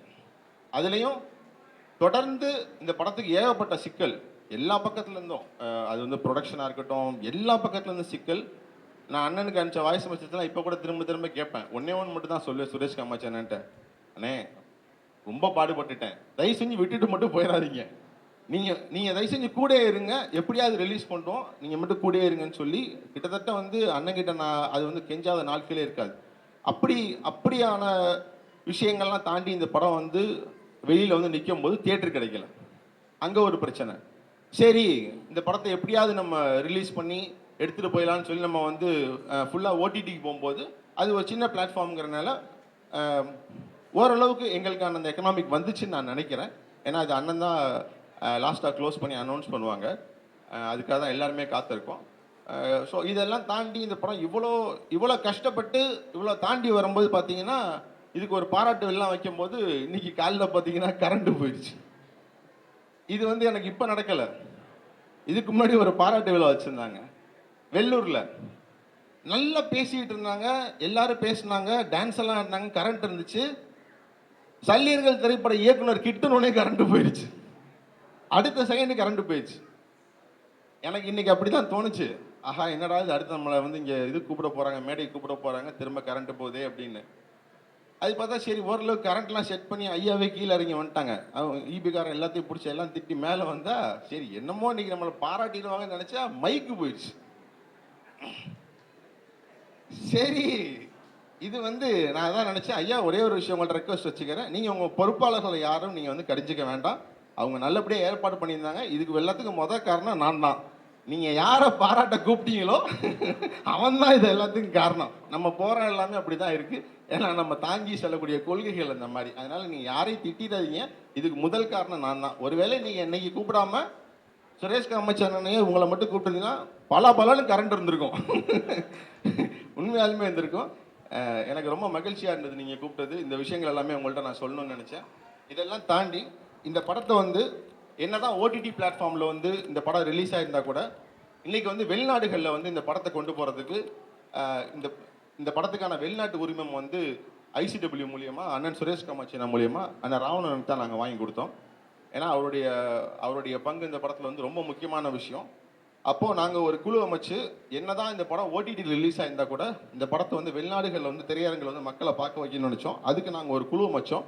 அவங்க என்னை வரைக்கும் எங்களுக்கு வந்து உதவி பண்ணிகிட்டு இருக்காங்க. இன்னும் படங்கள் ஓடிட்டே தான் இருக்குது. அதில் ரொம்ப முக்கியமான அண்ணன்மார்களை வந்து நான் இங்கே குறிப்பிடணும்னு ஆசைப்பட்றேன், அவங்களுக்கு வந்து நன்றி சொல்லணும்னு ஆசைப்பட்றேன். அதில் முதல் ஆள் வந்து அண்ணன் ஜெயராஜ் அண்ணன், சத்யலிங்கம், ராஜ், வித்யுத், லோஷன், சிவா, முகுந்தன், சசி, வசீகரன், கீர்த்தி, புலேந்தி பொண்ணுத்துறை, அருண், காந்திபன், இவங்க எல்லாத்துக்கும் நீங்கள் வந்து ஒரு மிகப்பெரிய கைத்தட்டல் கொடுக்கணும். ஏன்னா இவங்க வந்து தியேட்டருக்கு கொண்டு போகிறத தாண்டி அங்கே இருக்க மக்கள்கிட்ட அந்த படத்தை பற்றி பேசி பேசி பேசி பேசி இந்த படத்துக்கான ஸ்பான்சர்ஸ் வாங்கினாங்க. ஏன்னா தியேட்டருக்கு யாரும் வர்ற மாதிரி தெரியல. இப்போ ஒரு தியேட்டரில் ஒரு ஷோ புக் பண்ணோம்னா நாங்கள்லாம் வெளிநாட்டிலலாம் இதில் பார்த்துட்டோம், நாங்கள் ஓடிடியில் பார்த்துட்டோம், நாங்கள் வந்து ஓடிடி ப்ளஸில் பார்த்துட்டோம், இந்த மாதிரி விஷயங்களை சொல்லி எல்லாமே தவிர்த்துட்டாங்க. ஆனால் அதையும் தாண்டி அந்த மக்கள்கிட்ட பேசி அந்த மக்களை உள்ளே கொண்டு போய் இந்த படத்தை வந்து தியேட்டரில் பார்க்க வச்சதுக்கான முக்கியமான காரணங்கள் வந்து இவங்க தான். இதுக்கப்புறம் ஒரு சின்ன விஷயத்த மட்டும் சொல்லி நான் அதோட முடிச்சுக்கலாம்னு ஆசைப்பட்றேன். இப்போ இந்த ரெண்டு படத்தையும் எடுத்தாச்சு. இந்த படத்துக்கான பாராட்டுகள் கிடச்சிருச்சு, எல்லாமே கிடச்சிருச்சு. ஆனால் இந்த மாதிரியான களத்தில் நிற்கக்கூடிய எங்களை மாதிரியான இயக்குனர்கள் இந்த படத்தை எப்படி உருவாக்கணுங்கிற ஒரு விஷயத்த நீங்கள் வந்து புரிஞ்சுக்கணும். இந்த படத்தை பட்ஜெட்டுக்குள்ளே பண்ணணும்னு நாங்கள் பிளான் பண்ணும்போது முதல்ல, ஏன்னா இதை நான் விட்டால் வேறு இடத்துல எனக்கு மீடியா கிடைக்காது, நாங்கள் சொல்லி தான் இந்த விஷயங்களை, இந்த படம் உருவான விஷயத்தை மட்டும் நீங்கள் கேளுங்க. இந்த படத்தை நாங்கள் பட்ஜெட்டில் வந்து பிளான் பண்ணிட்டோம். இந்த பட்ஜெட்டை எப்படியெல்லாம் குறைக்கலாம்னு நாங்கள் பிளான் பண்ணும்போது என்னுடைய யூனிட்டில் என்னோட யூனிட்டில் கேரவான்ஸ் கிடையாது. பக்கத்தில் ஏதாவது ஒரு சின்ன டாய்லெட் ஃபெசிலிட்டி அரேஞ்ச் பண்ணியிருப்போம் லேடிஸ்க்கு, அவ்வளோதான். என்னோட யூனிட்ல வந்து கேரவான் கிடையாது. அப்புறம் கருணாசனோட தோட்டத்தை சுற்றி தான் இந்த படமே வந்து நாங்கள் படமாக்கணும். அப்போ கருணாசனோட தோட்டத்தில் 2 மாடு வந்து கொட்டாயில் கட்டி இருந்துச்சு. அது ஒரு சின்ன கொட்டாய், 2 மாடு கட்டி கிடந்துச்சு. நான் போனோன்னே என்ன சொன்னேன், என்ன தோட்டம்லாம் சூப்பராக இருக்குது, எனக்கு அந்த 2 மாடை மட்டும் கொஞ்சம் வெளில அனுப்பிச்சி விட்ருங்கன்னு. எனக்கு தெரிஞ்சு இந்த படத்துக்கு வந்த எல்லா பிரச்சனையும் காரணம் இந்த 2 மாடுகள் விட்ட சாபம் தான் நினைக்கிறேன். ஏன்னா அதுங்க வாட்டி கொட்டாயில் இந்த மாடை நான் வந்து மரத்தில் கட்டி போட்டு என்ன பண்ணேன், சிவகங்கை டிஸ்ட்ரிக்டில் டிஸ்கஷன்லேருந்து அந்த படம் வந்து 20 நாள் சிவகங்கை டிஸ்ட்ரிக்டில் படம் முடிச்சாங்க. அத்தனை நாளுமே நான் அந்த மாட்டு கொட்டாயில் மட்டும்தான் தங்கியிருந்தேன். என்னுடைய ஒரு நாள் ஹோட்டல் செலவை நான் மிச்சம் பண்ணால் அது ப்ரொடியூசருக்கு லாபமா இல்லையான்னு நான் யோசித்தேன். நான் மாட்டுக்கோட்டையில் தான் தங்கியிருந்தேன். இதை நான் பெருமைக்காக சொல்லலை, நாங்கள் தான் ப்ரொடியூசர்ஸ்க்கான டைரக்டர்ஸ், நாங்கள் தான் தயாரிப்பாளர்களுக்கான இயக்குனர், நாங்கள் தான் இந்த தமிழ் சமூகத்துக்கான இயக்குனர், நாங்கள் தான் சொல்கிறேன் பாருங்க. நான் மாட்டுக்கோட்டையில் படுத்தா பரவாயில்ல, படாத பாடுபடுத்துவேன் எல்லாத்தையும். என் கூட சேர்ற சினிமோட்டோகிராஃபர், டெக்னீஷியன்ஸ் எல்லாத்தையும் படாத பாடுபடுத்துவேன். இங்கே தான் இவ்வளோ தான் இருக்கணும், இதுதான் ரூம்னு. ஒரு படத்துக்கு ஒரு சினிமோட்டோகிராஃபர் என்ன பண்ணுவார்னா, அவருக்கு ஒரு தனி ரூம் கேட்பாரு, அவரோட அசிஸ்டன்ஸுக்கு தனியாக ரூம் கேட்பாங்க. அசிஸ்டன்ட் 4 பேர், ஒரு சினிமாட்டோகிராஃபர், ஒரு லைட்மேன், 5 பேருக்கு சேர்த்து ஒரு ரூம் தான். வரியா, உங்கள் படம்னா வர்றேன், அவ்வளோதான். ஸோ ஒரு தயாரிப்பாளருக்கு எங்கே காசு ஏறும் அப்படின்னு பார்த்தீங்கன்னா ப்ரொடக்ஷன் யூனிட்டில் மட்டும்தான் ஏறும். அது போஸ்ட் ப்ரொடக்ஷனில் ஏறாது, ப்ரீ ப்ரொடக்ஷனில் ஏறாது. அப்போ அந்த ஆன் ப்ரொடக்ஷனில் என்னெல்லாம் கம்மி பண்ண முடியும்னு பார்த்து ஒரு நாள் சாப்பாட்டில் எல்லாருமே சொல்லுவாங்க, சார் நாங்கள் சினிமா சாப்பாடுன்னு நினச்சி வந்தோம். வெளிலேருந்து வர டெக்னீஷியன், ஆர்டிஸ்ட்லாம் சொல்லுவாங்க, சினிமா சாப்பாடுன்னு நினச்சி வந்தோம், என்ன சார் இப்படி ஒரு சாப்பாடை போடுறீங்க? டேய், ஒரு நாளைக்கு ஒரு கீரை சத்துணவு மாதிரி 2 முட்டை கொடுப்பேன். ஆமாம், 2 முட்டை இருக்கும். அந்த சிக்கன், அந்த மீன், அந்த அசைவ பொருள் வந்து வாரத்துக்கு ஒரு தடவை தான் என்னோட யூனிட்டில் கிடைக்கும். அன்னைக்கு வந்து என்னை பார்க்கும்போது ஒரு மாதிரி தெய்வம் மாதிரி பார்ப்பாங்க, ஐயா உங்கள் யூனிட்டில் இதெல்லாம் வருதா அப்படின்னு. அப்போது ஒரு தயாரிப்பாளருக்கு எதெல்லாம் சிக்கனம் பண்ணி கொடுக்கணுமோ அதெல்லாம் சிக்கனம் பண்ணி கொடுப்போம். எங்களுக்கு இப்படி தான் தங்குறதுக்கு இடம் வேணாலும் கிடைக்காது, எங்கே வேணாலும் தூங்குவோம், எவ்வளோ வேணாலும் ஓடுவோம். எங்களுக்கு உழைப்பு மட்டும்தான் போடுறது 24 மணி நேரம். நான்லாம் என் வாழ்க்கையில் என்னுடைய 30 வயசுலேருந்து எவ்வளோ நேரம் தூங்குனேன்னு எனக்கே தெரியாது. குறிப்பாக இந்த காலத்துக்கு வந்ததுக்கு அப்புறமே தூக்கமே குறைஞ்சிருச்சு. இரவு பகலாக நான் வந்து வேலை பார்க்க வேண்டியதாகிடுச்சு. அப்போது நாங்கள் தான் இந்த தயாரிப்பாளர்களுக்கான மிக முக்கியமான இயக்குனர்கள். நீங்கள் எங்களுடைய கதைகளை எடுக்கிறதுக்கு தான் நீங்கள் முன் வரணும். நீங்கள் தான் இதை ஸ்ட்ராங்காக திரும்ப எடுத்து சண்டை போட தயாராக இருக்கணும். இதை விட்டுட்டு போகக்கூடாது. நான் தயாரிப்பாளர்கிட்ட கேட்குற ஒரே ஒரு விஷயம் என்னென்னா, நீங்கள் எங்களை மாதிரி பசங்களை தான் நீங்கள் உருவாக்கணும். இப்போது இங்கே இவ்வளோ பெரிய பிரச்சனை நடந்துச்சு, இவ்வளோ இந்த மைக் ப்ராப்ளம் நடந்துச்சு. டக்குன்னு இந்த ஸ்பீக்கர், இந்த மைக் எங்கே வந்துச்சுன்னு யாருக்காவது தெரியுமா? என் தம்பி கொண்டு வந்தான், மேலே வாடா சார். மொத்தமாக பெரிய டீம் வச்சுருக்கேன், சும்மா சாதாரண டீம் கிடையாது. இந்த பையன் வந்து கருணாசனனுக்கு வந்து அந்த படத்தில் வந்து பையன் நடிச்சிருப்பான், ஆனந்த் சௌந்தரராஜ்னு. அந்த படத்தில் அண்ணனுக்கெல்லாம் கூட யாரும் தெரியாது, இந்த பையனை வந்து யாருன்னு தெரியாது. இவன் யாருங்கிறத நான் சொல்கிறேன். இவன் ஒரு நேஷ்னல் ஜிம்னாஸ்டிக் பிளேயர். இவனால் உருவாக்கப்பட்ட மாணவர்கள் ஸ்டேட் லெவலில் எவ்வளோ மெடல் வாங்கியிருக்காங்க மட்டும் அவனே சொல்லுவான். கிட்டத்தட்ட 24 பேர் நேஷனல்ஸில் பார்ட்டிசிபேட் பண்ணியிருக்காங்க. ஸ்டேட்டில் ஆல்ரவுண்ட் சாம்பியன்ஷிப்பும் அடிச்சிருக்காங்க. குட்டி குட்டி குழந்தைங்கள்லேருந்து 60 வயசு தாத்தா வரைக்கும் ஜிம்னாஸ்டிக்ஸ் பண்ண வச்சுருக்காங்க. பார்த்துக்கோங்க, இதுதான் என்னோட நெக்ஸ்ட் ஜென்ரேஷன் ஆட்கள். இந்த மாதிரி பசங்க தான் இன்ன வரைக்கும் என் கூட இருக்கானுங்க. இவனுங்கெல்லாம் ஸ்பாட்டுக்கு வரும்போது என்கிட்ட சம்பளம்லாம் கேட்கவே மாட்டானுங்க. ஆனால் இன்ன வரைக்கும் என் கூட இருக்கானுங்கல்ல, இன்ன வரைக்கும் என் கூட இருக்கானுங்கல்ல. நம்ம அதுதான் சொல்கிறேன். இப்போ இந்த மாதிரி ஆட்களில் மிக முக்கியமான இன்னொருத்தர் நான் உங்களுக்கு இன்ட்ரடியூஸ் பண்ண ஆசைப்பட்றேன். தம்பி இளங்கோ. இவன் ஆள் பார்க்க தான் இப்படி இருப்பான். நானும் இவனும் வண்டியில் போனால் போலீஸ் வந்து இவனை மட்டும்தான் ஊத சொல்லுவாங்க. நம்பிக்கை, அந்த கலர் கொடுக்குற நம்பிக்கை. ஏன்னா நான் வெள்ளையா இருக்கேனா, நான் தப்பு பண்ண மாட்டேன்னா இவன் தப்பு பண்ணிடுவானா. டீ க்ளோட்டில்னா பையங்க, ஒரு கெட்ட பழக்கம் இல்லாத ஒரு படத்தொகுப்பாளர். இப்போதான் இப்போ 2வது பொண்ணு பிறந்திருக்கு. அதனால தம்பி வந்து கொஞ்சம் மொட்டை அடிச்சிருக்கான். ஆள் பார்க்க பவ்யமாக நிற்கிறான்ல. கடுமையான விவசாயிங்க. மணப்பாறை பக்கத்தில் இருக்கக்கூடிய இவனுடைய ஊர் வந்து பொய்கைப்பட்டி. நானும் அங்கே போயிருக்கேன். அப்பா அம்மா எல்லாருமே வந்து விவசாய நிலத்தில் நிற்பாங்க. தம்பி யாருன்னா ரூபன் சாரோட அசோசியேட்டு. ரொம்ப முக்கியமான படங்கள்லாம் ஒர்க் பண்ணியிருக்கான். நான் அந்த படத்தை சொல்லி அவன் ரொம்ப பிரம்மாண்டமான ஒரு படம் ஒன்று வந்துச்சு, சங்கர் சாரோட படம். அதோட ஃபைனல் ட்ரிம்மிங் வந்து தம்பி தான் பண்ணான். ஸோ இப்போ கூட வந்து அட்லி சாரோட படத்துக்கு வந்து இவன் தான் சீஃப் எடிட்டராக போக வேண்டியது. போனால் ஒரு 1 மந்த் அங்கே ஒர்க் பண்ணிவிட்டு ஒரு அனிமேஷன் படம் பண்ணிட்டு இருக்காரு. அங்கே வந்து ரூபன் சார் தான் அசோசியேட்டு. தம்பி வந்து சீஃப் எடிட்டராக கூப்பிட்டுக்கிட்டே இருக்காங்க. ஆனால் இவனுக்குள்ள ஒரு ஒரு வைராக்கியம், ஒரு தமிழ் தேசியம். நம்ம பண்ணுவோனே, நம்ம படம் பண்ணுவோனே, எதுக்கு நான் எங்கெல்லாம் போகணும், நம்ம படம் பண்ணுவோனேன்னு சொல்லிட்டு எல்லாத்தையும் விட்டுட்டு என் கூட நிற்கிறான். நான் அடுத்து ஏதாவது ஒரு கதையை கொண்டு வந்துடுறேன், நான் எடிட் பண்ணுறேன்னு சொல்லி எனக்கு நிற்கிறான். அவ்வளோ ஒரு திறமையான பையன். நான் பேசணும்னு சொன்னால் கூட பேச மாட்டான் பாருங்களேன். அனைவருக்கும் நன்றி. மகிழ்ச்சி. அதனால இப்போ என்னுடைய சினிமாட்டோகிராஃபர்லாம் இப்போ இன்னொரு ஒர்க்கில் இருக்காங்க. அதனால அவங்கெல்லாம் வர முடியலை. என்னோட டெக்னீஷியன்ஸ் எல்லாம் அதிக பேரெல்லாம் வர முடியலை. இன்னொருத்தர் இன்ட்ரடியூஸ் பண்ண ஆசைப்பட்றேன். அவர் இந்த படத்தில் ஒரு முக்கியமான வில்லன். அவர் கொடுக்கக்கூடிய அந்த ஆணைகள்லாம் வச்சுக்கிட்டு தான் எல்லாத்தையும் கொல்லுவாங்க. தம்பி மோகன், அண்ணன் மோகன். அவர் ஆக்சுவலாக இவர் வந்து மோகன். இவர் வந்து ரொம்ப கொடூரமான வில்லன் இந்த படத்தில். அந்த ஒரு இராணுவ அதிகாரியாக நீங்கள் பார்த்துருப்பீங்க. இவர் தான் எல்லா திட்டங்களும் சொல்லுவார். இவங்க இங்கே போய் கொல்லுங்க, எல்லா விஷயங்களும் உள்ள சொல்லுவார். பக்காவான டீ டோட்டலரான ஒரு ஆள், மிகப்பெரிய சிவபக்தர். இவரை தான் நான் வந்து வில்லனாக மாற்றி வச்சுருக்கேன். மேதகு 1 படத்தில் வந்து நீங்கள் இவரை பார்த்துருக்கலாம். ஒரு கொடூரமான புத்த பிக்கா மொட்டை அடிச்சுட்டு ஒருத்தர் பின்னாடி நிற்பார் ஹைட்டாக. அதுவும் அண்ணன் தான். எனக்கு அண்ணனோட வாயிலேருந்து அண்ணன் வந்து திருவாசகத்தை வந்து முழுமையாக உள்வாங்கின ஒரு மனிதர். எனக்கு வந்து நீங்கள் எங்கள் மக்கள் பாதை பேரியக்கத்துக்காக நீங்கள் வந்து எனக்கு ஒரு திருவாசக பாடல் நீங்கள் வந்து இங்கே பாடணும்னு எனக்கு ரொம்ப ஆசை. ஒரு திருவாசகம் பாடக்கூடிய ஒரு சிவபக்தரை வில்லனா மாற்றி வச்சிருக்கேன் பாருங்க. அனைவருக்கும் வணக்கம். அதற்கு முதல்ல வந்து பார்த்தீங்கன்னா, எனக்கு அடிப்படையில் வந்து இந்த ஈழப்போர் நடந்ததில் நிறைய அழுத நாட்கள் நிறைய உண்டு, தூங்காத நாட்கள் நிறைய உண்டு. அண்ணன் என்னை வந்து முதல்ல மேதகு படத்தில் கூப்பிடையில நான் என்னோட மைண்ட் செட் எப்படி இருந்துச்சுன்னா, ஈழப்போரில் வந்து நிர்வாணப்படுத்தி மிக கொடூரமாக கொலை பண்ணியிருப்பாங்க. அந்த நிலைக்கு கூட ஒரு வாய்ப்பு கிடைச்சா ஒரே ஷாட்டில் அந்த மாதிரி ஒரு ஷாட் தான் கூட நடிச்சிடணும். இந்த நிர்வாணப்படுத்துறதை பற்றி கூட நம்ம யோசிக்க கூடாது, அந்த மாதிரி ஒரு தாட்குள்ளே நம்ம போயிடக்கூடாதுன்ற அந்த அளவு ஒரு இதில் தான் போயிருந்தேன். ஆனால் அண்ணன் எனக்கு கொடுத்த ரோல் வந்து வில்லனாக கொடுத்தாரு. அப்போ என்னுடைய ஃப்ரெண்டுக்கிட்ட நான் கேட்கையில, அவரும் வந்து தமிழ் தேசிய பாதையில் இருக்கையில் அவங்ககிட்ட கேட்கையில, அண்ணே நீங்கள் இந்த மாதிரி வில்லனோட கேரக்டரை உள்வாங்கி நடிக்கும் போது தான் அதோட வெளிப்பாடு ஜாஸ்தியாக இருக்கும்னு சொன்னாப்புல. அது என்னன்னு தெரியல, அண்ணனோட தொடர்ந்து 3 படமும் வில்லனான கேரக்டராகவே கொடுத்துருக்குறாப்புல. இது ரொம்ப ரொம்ப சந்தோஷம். அதே மாதிரி ஒருத்தர் ஒரு விஷயம் சொல்கிறாங்கன்னா அதுக்கு ஒரு டெஸ்ட் மணி கொடுக்கணும்னு சொல்லுவாங்க. அவர் சொன்னது எல்லாமே சத்தியம். ஏன்னா கடைசி முதல் பட மேதகிலிருந்து அவர் கூட தான் இருக்கிறேன். அது அவர் எவ்வளோ கஷ்டப்பட்டாருன்னா, அவர் தங்கியிருந்த கூடாரத்தில் வெஸ்டர்ன் டாய்லெட் கூட கிடையாது. அவர் கால் உடஞ்சப்ப அதுக்கு அவர் எவ்வளோ போராடி, ஒரு மனிதனுக்கு அடிப்படையான ஒரு அது கூட இல்லாமல் ரொம்ப கஷ்டப்பட்டு வந்தாருங்க.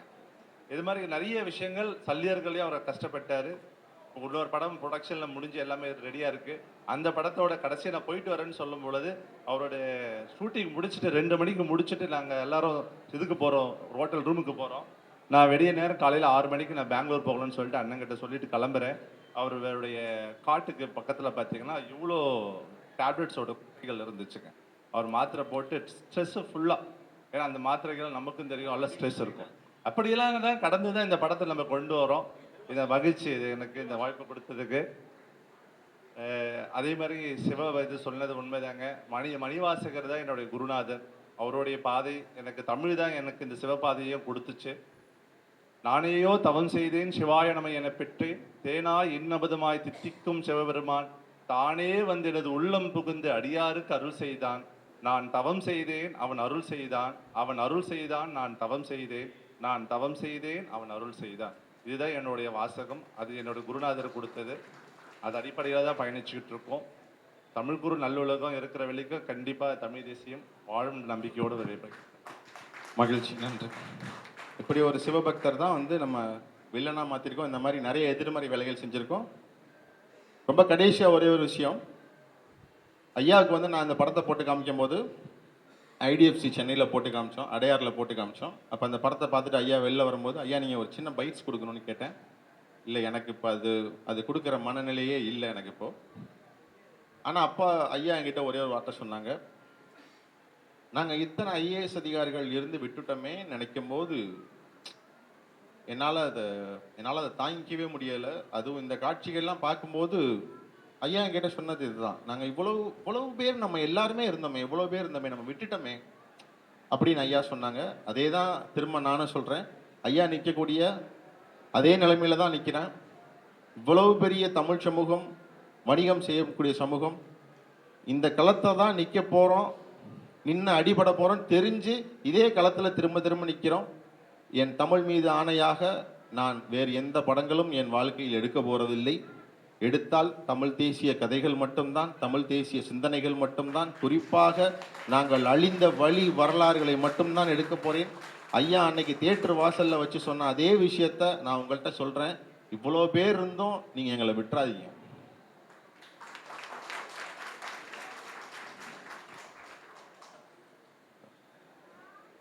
பாராட்டு விழாவை மிக நேர்த்தியாக ஏற்பாடு செய்த அனைவருக்கும் என்னுடைய நன்றிகள். தமிழ்தாய் வாழ்க, தலைவர் பிரபாகரன் வாழ்க, நாம் தமிழர்.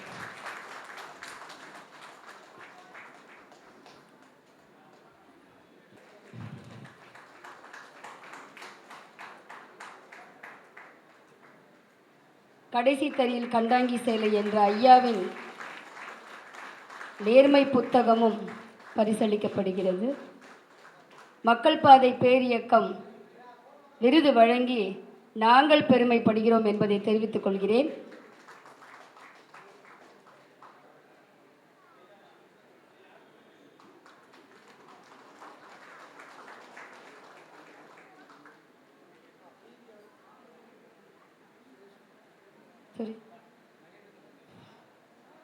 திருமுருகன் ஐயாவின் சார்பாக அவரது மனைவி மேடைக்கு வருமாறு தாழ்மையுடன் கேட்டுக்கொள்கிறேன்.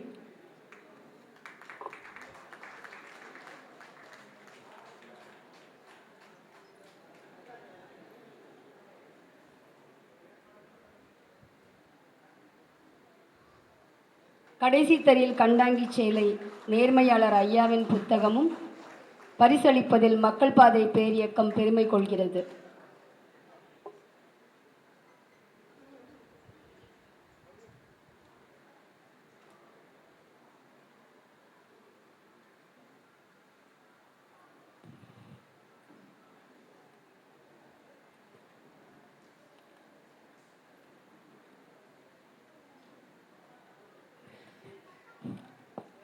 திரு மகேந்திரன் நாயகன், சல்லியர்களின் பட நாயகன் மகேந்திரன் அவர்களின் சார்பில் தயாரிப்பாளர் சேது கருணாஸ், ஆமாம், திரு அமல்ராஜ் ஐயா அவர்களை மேடைக்கு அழைக்கிறேன்.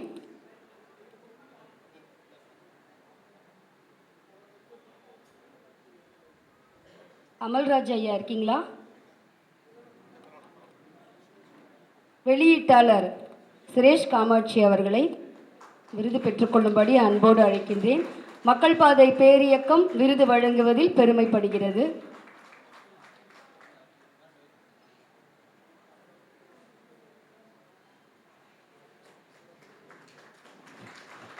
நேர்மையாளர் ஐயாவின் கடைசி தறியில் கண்டாங்கி சேலை புத்தகமும் பரிசளிக்கப்படுகிறது.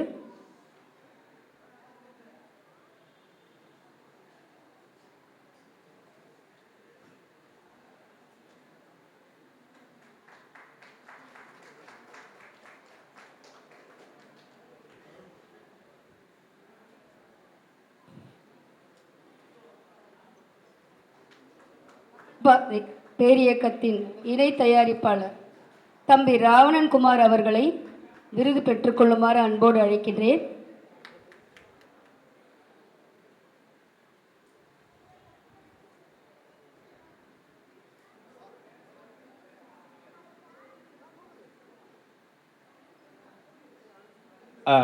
சபை அனைவருடைய அனுமதியோடு, மதிப்புக்குரிய ஐயா சகாயம் அவர்களோட அனுமதியோடு எனது மனைவியும் எனது மகனையும் மேடைக்கு அழைக்கிறேன்.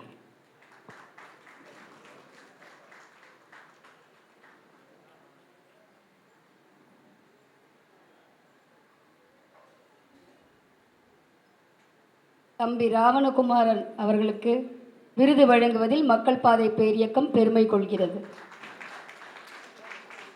ஐயாவின் கடைசி தறியில் கண்டாங்கி சேலை புத்தகமும் பரிசளிக்கப்படுகிறது.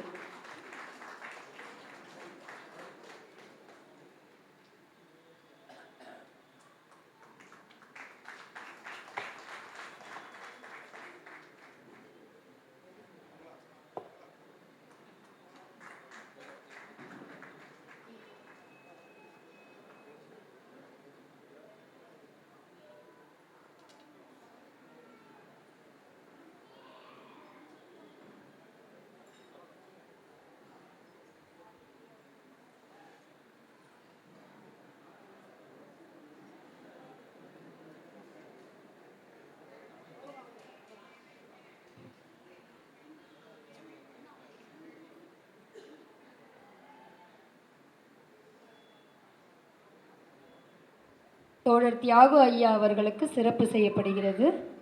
ஐயா அவர்களை அன்போடு அழைக்கின்றேன்.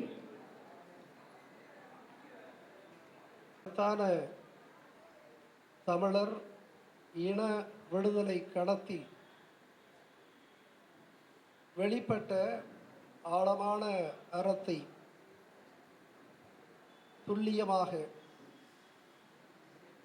வெளிப்படுத்திய வெள்ளித்திரை காவியமாக விளங்கக்கூடிய இந்த சல்லியர்கள் படக்குழுவினருக்கு பாராட்டு விழா என்கிற அடிப்படையில் மிக உணர்வுபூர்வமாக நடக்கின்ற இந்த நல்ல நிகழ்வில் கலந்து கொண்டு மேடையிலே வீற்றிருக்கக்கூடிய சல்லியர்கள்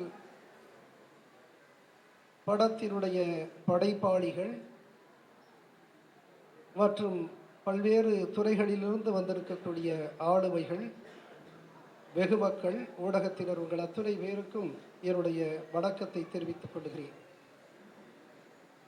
மக்கள் பாதை பேரியக்கம் ஏன் சல்லியர்கள் படக்குழுவினருக்கு பாராட்டு விழா நடத்த வேண்டும் என்கின்ற வினா எழுப்பலாம்.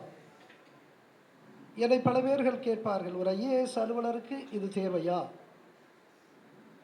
ஒரு ஐஏஎஸ் அலுவலர் இது போன்ற இன விடுதலை போராட்டத்தை பற்றியெல்லாம் பேச வேண்டுமா என்றெல்லாம் கேட்பார்கள். அடிப்படையில் நானும் ஒரு தமிழன், நானும் ஒரு மனிதன். எங்கெல்லாம் மானுடம் அபாயத்திற்கு உள்ளாகிறதோ அங்கெல்லாம் குரல் கொடுக்க வேண்டும் என்று எண்ணுகின்ற ஒரு மனிதன், அது தமிழன்தான் உயர்ந்த மனிதனாக இருக்க முடியும் என்பதை நான் உணர்ந்திருக்கிறேன். மிக ஆழமாக யோசித்து பார்த்தால் இந்த ஈழ விடுதலை போராட்ட களத்தினுடைய ஊற்றுக்கண்ணாக நடந்த 80வது ஆண்டுகால அந்த நிகழ்வுகளை எல்லாம் நாம் பார்க்க வேண்டியிருக்கிறது. அன்பிற்குரியவர்களே, நான் நன்றாக நினைவிருக்கிறது, 1988 நான் அன்றைக்கு சென்னை லயோலா கல்லூரியிலே என்னுடைய முதுகலையை முடித்துவிட்டு சென்னை சட்டக்கல்லூரியினுடைய மாணவனாக இருக்கிறேன். அந்த காலகட்டம் ஈழ இன விடுதலை போராட்டத்தில் ஒரு மிகவும் நெருக்குதலுக்கு உள்ளான ஒரு காலகட்டம் என்பதை நாம் எல்லோரும் அறிவோம்.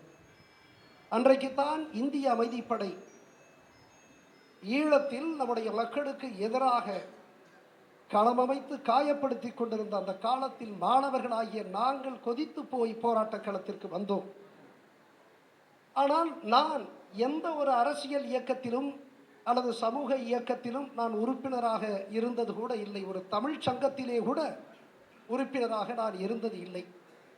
அன்றைக்கு சட்டம் படிக்க வேண்டும், ஒரு வழக்கறிஞராக வேண்டும், இல்லை என்றால் ஒரு ஐஏஎஸ் அதிகாரியாக வேண்டும் என்ற எண்ணத்தில் படித்து கொண்டிருந்த மாணவன். புதுக்கோட்டை மாவட்டத்தில் ஒரு குக்கிராமத்தில் ஒரு சாதாரண ஒரு எளிய விவசாயியினுடைய மகனாக பிறந்து தட்டு தடுமாறி தலைநகர் சென்னைக்கு கனவுகளோடு புறப்பட்டு வந்த ஒரு மாணவன்.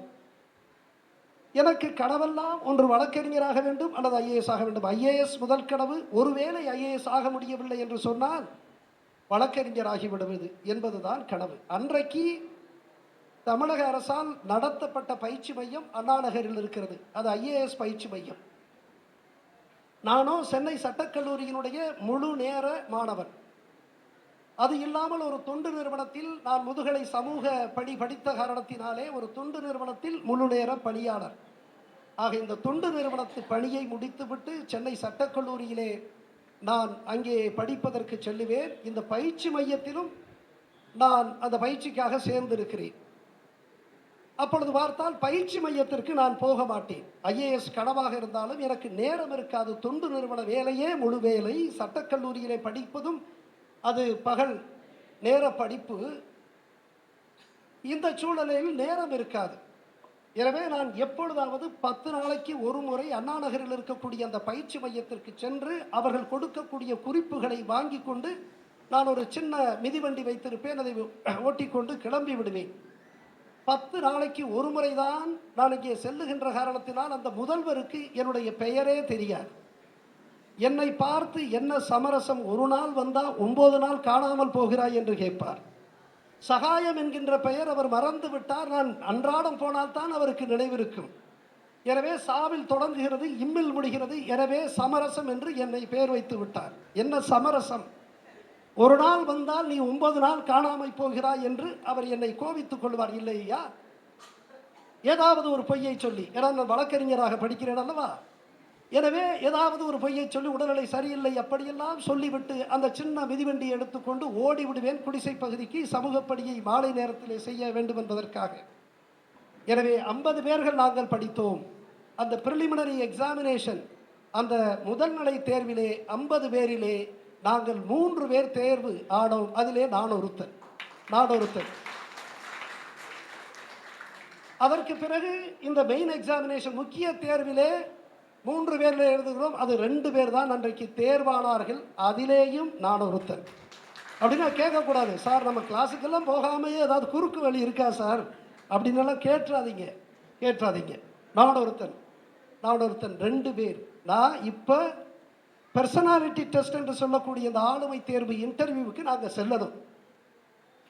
அன்பிற்குரியவர்களே, 1988 இந்த மார்ச் காலகட்டத்தில் நடந்த அந்த தேர்வுக்கு 15 நாட்களுக்கு முன்பாக இந்திய அமைதிப்படைக்கு எதிராக எம்முடைய சட்டக்கல்லூரி மாணவர்கள் அன்றைக்கு ஒரு பெரிய ஒரு கூட்டத்தை ஏற்பாடு செய்கிறார்கள். அந்த கூட்டம் நடந்த இடம் புரசைவாக்கத்திலே சட்டக்கல்லூரி மாணவர் விடுதி அன்றைக்கு இருந்தது.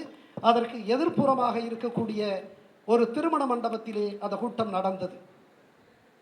என்னை என்னுடைய கல்லூரி தோழர் சேலம் அருள்மொழி அவர்கள், இன்றைக்கு திராவிட கழகத்தினுடைய முக்கிய ஆளுமையாக இருப்பவர், அவர் என்னை அழைக்கிறார். என்ன அழைக்கிறார் தெரியுமா? சகாயம், இந்த கூட்டத்தில் நீயும் கலந்து கொண்டு பேச வேண்டும் என்று அழைக்கிறார். அந்த கூட்டத்திலே இன்னொரு என்னுடைய கல்லூரி தோழராக இருக்கக்கூடிய தொல் திருமாவளவன் அவர்களும் கலந்து கொண்டு பேசுகிறார். அவர் என்னுடைய நண்பர், அவரும் பேசுகிறார். நானோ ஒரு 15 நாளில் ஐஏஎஸ் இன்டர்வியூவுக்கு நான் செல்ல வேண்டும். எனவே மிக முக்கியம், ஒரு சாதாரண ஒரு எளிய விவசாயியினுடைய பிள்ளைக்கு மிகப்பெரிய கனவு. இன்றைக்கு கூட இந்த நாட்டினுடைய லட்சக்கணக்கான மாணவர்களினுடைய ஒரு மகத்தான லட்சியமாக விளங்குவது ஐஏஎஸ். 30-35 ஆண்டுகளுக்கு முன்பாக நீங்கள் எண்ணி பாருங்கள், ஒரு கிராமத்து ஒரு எளிய விவசாயினுடைய பிள்ளைக்கு அது உச்சபட்ச கனவு. அது இப்பொழுது இந்த பர்சனாலிட்டி டெஸ்ட் இன்டர்வியூ என்று சொல்லக்கூடிய இந்த டெஸ்ட்டை நான் தாண்டி விட்டால் நான் ஒரு ஐஏஎஸ் அதிகாரி. எனவே என்னை சேலம் அருள்மொழி இன்றைக்கு அமைதிப்படையினுடைய அட்டூழியங்களுக்கு எதிராக பேசுவதற்கு அழைக்கிறார். அது பொதுக்கூட்டம். என்ன செய்வது நான் யோசிக்கிறேன். என்ன செய்வது? 15 நாளுக்குள்ளாக இந்த நேர்முக தேர்வு வரப்போகிறது. நேர்முக தேர்வுக்கு நான் செல்ல வேண்டும்.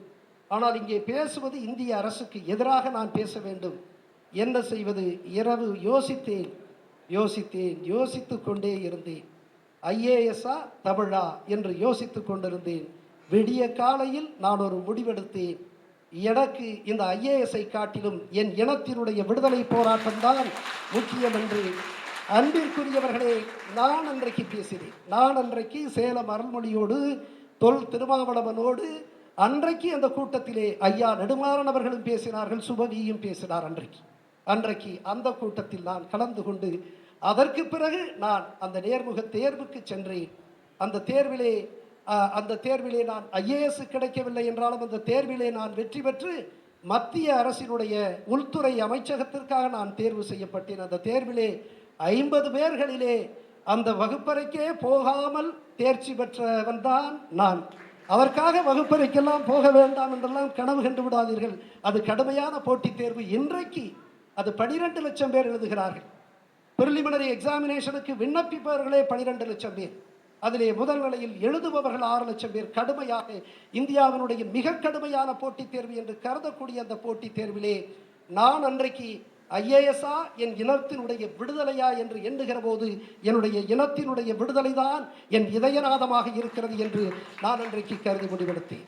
எனவே ஐஏஎஸ் அதிகாரி பேசக்கூடாது என்றெல்லாம் இல்லை, அது பேசக்கூடாது என்று. எனவே அப்படித்தான் நான் வளர்ந்தேன். அப்பொழுது நான் முடிவெடுத்தேன், என்னுடைய மகன் பிறந்தால், எனக்கு மகன் பிறந்தால் நான் ஒரு பெயர் வைப்பேன். என்னுடைய மகன் பிறந்த பொழுது என்னுடைய துணைவியார் இருக்கிறார் விமலா. என்னுடைய நேர்மை பயணத்தில் எந்த முகச்சுளிப்பும் இல்லாமல் இன்றைக்கு தம்பி கிட்டு சொன்னாரே, பாதிக்கு நேர்மையாளர்களுடைய முதல் பழியாவது அவருடைய மனைவி துணைவியார் என்று சொன்னார்கள். இந்த கடுமையான இந்த திருடர்களுடைய பயணத்திலே கடுமையான பயணத்தில் என்னோடு தோளோடு தோள் கொடுத்து வந்த என் துணைவியார், அவருடைய அப்பா சொன்னார், ஸ்டீஃபன் என்று வைக்கலாம் என்று சொன்னார். தேவாலயங்களில் ஸ்டீஃபன் என்று வைப்பதுதான் வழக்கம். ஸ்டீஃபன் போன்ற பெயர்கள் தான் வழக்கம். ஸ்டீஃபனா, அது என் மண்ணுக்கும் என் மொழிக்கும் எந்த தொடர்பும் இல்லையே என்று நான் முடிவெடுத்து திலீபன் என்று நான் இன்றைக்கு பெயர் வைத்தேன். திலீபன் என்று பெயர். இந்த மண், இந்த மொழி, அது எங்கள் உணர்வோடும் உயிரோடும் கடந்தது. அதனுடைய வெளிப்பாடாகத்தான் எம் இனத்தினுடைய விடுதலை களத்தில் வெளிப்பட்ட மகத்தான அந்த அறத்தை மிக துல்லியமாக தம்பி கிட்டு இங்கே வெளிப்படுத்தி இருக்கிறார். நான் எண்ணி பார்க்கிறேன். நான் 2009 கலெக்டர், நாமக்கல் கலெக்டர். நம்முடைய தம்பி இந்த படத்தை வெளியிடுவதற்காக எத்தனை தடைகளை உடைத்தறிந்து அந்த உள்ள உறுதியை வெளிப்படுத்திய தம்பி சுரேஷ் காமாட்சி இங்கே பேசுகிற பொழுது சொன்னார், கலெக்டர் தமிழ்ச்செல்வன் படத்தை பார்த்து இப்படி ஒரு கலெக்டர் இருக்க வேண்டும் என்று சொன்னார். பல பேர்கள் சொன்னார்கள், தமிழ்ச்செல்வன் படத்தில் வர்றது மாதிரியே நீங்கள் வர்றீங்க, இப்படியெல்லாம் சொல்கிறத கேட்டதில்லை. எல்லாம் எனக்கு ஒன்றும் பெரிய பெருமையாக இருப்பதில்லை. நான் இயல்பாக இருக்கிறேன். ஒரு கிராமத்திலே பிறந்தேன். அந்த கிராமத்தில் விவசாயிகள், உழைக்கக்கூடிய எளிய மக்கள். அந்த கிராமத்தை ஒரு 35-40 ஆண்டுகளுக்கு முன்னாக ஒரு சிறுவனாக, ஒரு இளைஞராக வளர்ந்த பொழுது அங்கே இருக்கக்கூடிய தமிழ் சமூகத்தினுடைய எல்லா சாதி மக்களுமே அன்பிற்குரியவர்களாக இருந்தார்கள். குறிப்பாக பட்டியல் பிரிவு ஒடுக்கப்பட்ட மக்கள் பரிசுத்தமான அன்பிற்கு உரியவர்களாக இருந்தார்கள் என்பதை நான் கண்டேன். மற்ற மக்களும் பிற்படுத்தப்பட்ட மக்கள் என்று நாம் வகைப்படுத்துகிறோமே, இந்த தமிழ் பிரிவிலே களங்கமில்லாத, உழைக்கக்கூடிய, களங்கமில்லாத மனத்திற்கு சொந்தக்காரர்களாக அவர்கள் இருந்தார்கள். உண்மையை சொல்லுகிறேன்.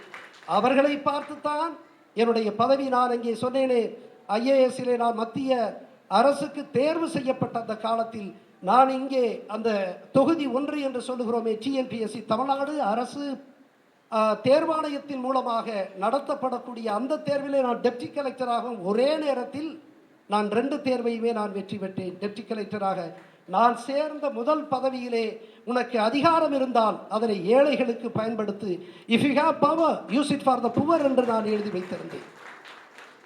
அது யாரையும் நினைத்ததில்லை. என்னுடைய கிராமத்திலே இருக்கக்கூடிய எல்லா மக்களும் சாதிகளை கடந்து அந்த எளிய மக்கள் மீது நான் கொண்டிருந்த அளப்பரிய பரிவினுடைய வெளிப்பாடாகத்தான் அன்றைக்கு உனக்கு அதிகாரம் இருந்தால் அதனை ஏழைகளுக்கு பயன்படுத்து என்று நான் சொன்னேன்.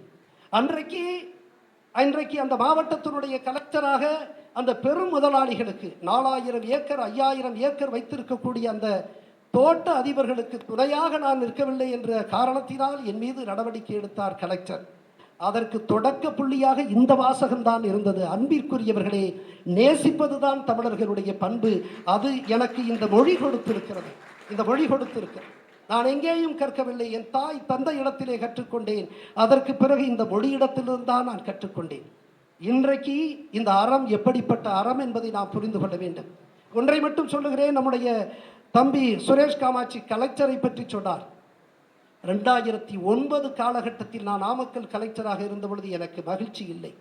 நம் இன விடுதலை களத்திலே அங்கே மகத்தான சேதாரங்களை நம் மக்கள் போராளிகள் கண்டு அங்கே அதை எதிர்கொண்டிருக்கக்கூடிய காலகட்டம். உண்மையிலேயே மகிழ்ச்சி இல்லை. மே மாதம் 2009 மே மாதம் ஒரு நிகழ்ச்சியை சொல்லி நான் முடித்துக் கொள்ளுகிறேன். 2009 மே மாதத்திலே நாடாளுமன்ற தேர்தல் உங்கள் அத்தனை பேருக்கும் தெரியும். அங்கே ஈழத்திலே அங்கே அந்த பெரிய பேரழிவை எம் இனம் சந்தித்துக் கொண்டிருக்கிறது. அந்த 2009 காலகட்டத்திலே நாடாளுமன்ற தேர்தலை நடத்துகின்ற பொறுப்பு ஒரு மாவட்ட ஆட்சித்தலைவராகி எனக்கு இருக்கிறது. எனவே நான் நடத்தி கொண்டிருப்பதற்காக அந்த முன் தயாரிப்பிலே நான் ஈடுபட்டு வருகிறேன். முன் தயாரிப்பிலே ஈடுபட்டு ஒரு நாள் மாலை ஒரு கூட்டம் நடத்தி கொண்டிருக்கிறேன். தேர்தல் அலுவலர்களோடு ஒரு கூட்டம் நடத்தி கொண்டிருக்கிறேன். அந்த கூட்டத்திலே, ஆய்வு கூட்டத்திலே, எல்லா ஏற்பாடுகளும் செய்தாகிவிட்டதா, வாக்குச்சாவடிகள் எல்லாம் சரியாக இருக்கிறதா, எல்லா வசதிகளும் ஏற்பாடு செய்து விட்டோமா என்றெல்லாம் கேட்டுக்கொண்டிருக்கிற பொழுது அங்கே தாசில்தார் இருந்தார். நாமக்கல் தாசில்தார். அவருக்கு ஒரு அலைபேசி வருகிறது. அதாவது திருச்சி நெடுஞ்சாலையிலே வளையப்பட்டி என்ற ஊருக்கு அருகே ஒரு தவிட்டிலிருந்து எண்ணெய் தயாரிக்கக்கூடிய ஒரு ஆலையில் தீ விபத்து என்கின்ற ஒரு செய்தி வருகிறது.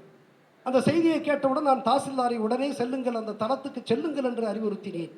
கொஞ்ச நேரத்தில் தாசில்தார் பேசுகிறார், ஐயா தீ அதிகமாக இருக்கிறது என்று சொன்னவுடன் அங்கே இருக்கக்கூடிய கோட்டாட்சி தலைவர், ரெவென்யூ டிவிஷன் ஆஃபீஸர் ஆர்டிஓ அவரை அனுப்புகிறேன். அவர் கொஞ்ச நேரத்திலே சென்று விட்டு, ஐயா பெரிய அளவிற்கு மடமடவென்று அந்த வளாகம் முழுவதும் எரிந்து கொண்டிருக்கிறது என்று அவர் சொல்லுகிறார். அப்படி சொல்லுகிற பொழுது நானே செல்கிறேன். களத்துக்கு சென்றால் நான் தூரத்திலே 1 கிலோமீட்டர் தூரத்திலே பார்க்கின்ற பொழுது ஒரு பெரிய வளாகம் அப்படியே தீப்பற்றி எரிந்து, இன்றைக்கு ஈரானிலே குண்டு போடுகின்ற அந்த கொடூரத்தை நாம் பார்த்து இன்றைக்கு பார்க்கிறோம் அல்லவா, அந்த தீப்பிடித்து மடமளவென்று எரிகின்ற அந்த காட்சி எனக்கு தெரிகிறது. அங்கே போய் பார்த்தால் ஏற்கனவே சொன்னால் 4-5 பேர்களை எடுத்து விட்டோம், மருத்துவமனைக்கு அனுப்பியிருக்கிறோம் என்று. மீதி உள்ள ஆட்கள் எத்தனை பேர்? 15-17 பேர்கள் உள்ளே இருக்கிறார்கள் என்று. இந்த தொழிலாளர்கள் எங்கிருந்து வருபவர்கள்? இந்த ஊர்க்காரர்களா என்று கேட்கிறேன். இல்லை ஐயா, இந்த ஊர்க்காரர்கள் 1-2 பேர் இருக்கிறார்கள். பீகாரில் இருந்து வந்தவர்கள், ஆயிரக்கணக்கான மைலுக்கு அப்பாலிருந்து சாதாரண பிழைப்பு தேடி உழைப்பை அளித்து பிழைப்பித்த வருகின்ற தொழிலாளர்களாக இருந்தவர்கள் இவர்கள் இருக்கிறார்கள். அப்பொழுது கொஞ்ச நேரத்தில் போய் சேர்ந்தவுடனே அந்த தீயணைப்பு வீரர்கள், ஒரே ஒரு வழிதான் இருக்கிறது, அந்த வழிக்குள்ளே நுழைந்து அந்த சடலங்களாகவோ அல்லது தீக்காயத்தினுடைய அந்த கொடூரத்தை தாங்கியவர்களை அப்படியே எடுக்கிறார்கள். அன்பிற்குரியவர்களே, நான் ஒன்றும் ஹீரோ அல்ல, நடந்த உண்மையை சொல்லுகிறேன். என்னை அறியாமலே நான் அவர்களோடு எஸ்பி வெளியே இருக்கிறார், டிஎஸ்பி வெளியே இருக்கிறார், டிஆர்ஓ வெளியே இருக்கிறார், ஆர்டிஓ வெளியே இருக்கிறார். ஆனால் கலெக்டர் ஆகிய நான் அந்த உள்ளே நுழைந்து அந்த தீ கொட்டி கொண்டிருக்கின்ற பொழுது அந்த வளாகத்திற்குள் நுழைந்து அப்படியே தூக்கி வருகிறேன். இன்னொரு தீயணைப்பு வீரரோடு அப்படியே தூக்கி கொண்டு 2 பேரை நான் தூக்கி கொண்டு வந்தேன். வெளியே வந்தவுடன் எல்லா அலுவலர்களும் சத்தம் போட்டார்கள், நீங்கள் ஏன் செல்ல வேண்டும் என்று என்னை தடுத்து விட்டார்கள். அன்பிற்குரியவர்களே, அன்றைக்கு 19 பேரை அப்படியே வெளிக்கொண்டு வந்தோம். ஒருவர்தான் தமிழர், மற்ற எல்லோரும் பீகார்காரர்கள். ஆனால் 16 பேர் இறந்து விட்டார்கள் அந்த தீ விபத்திலே.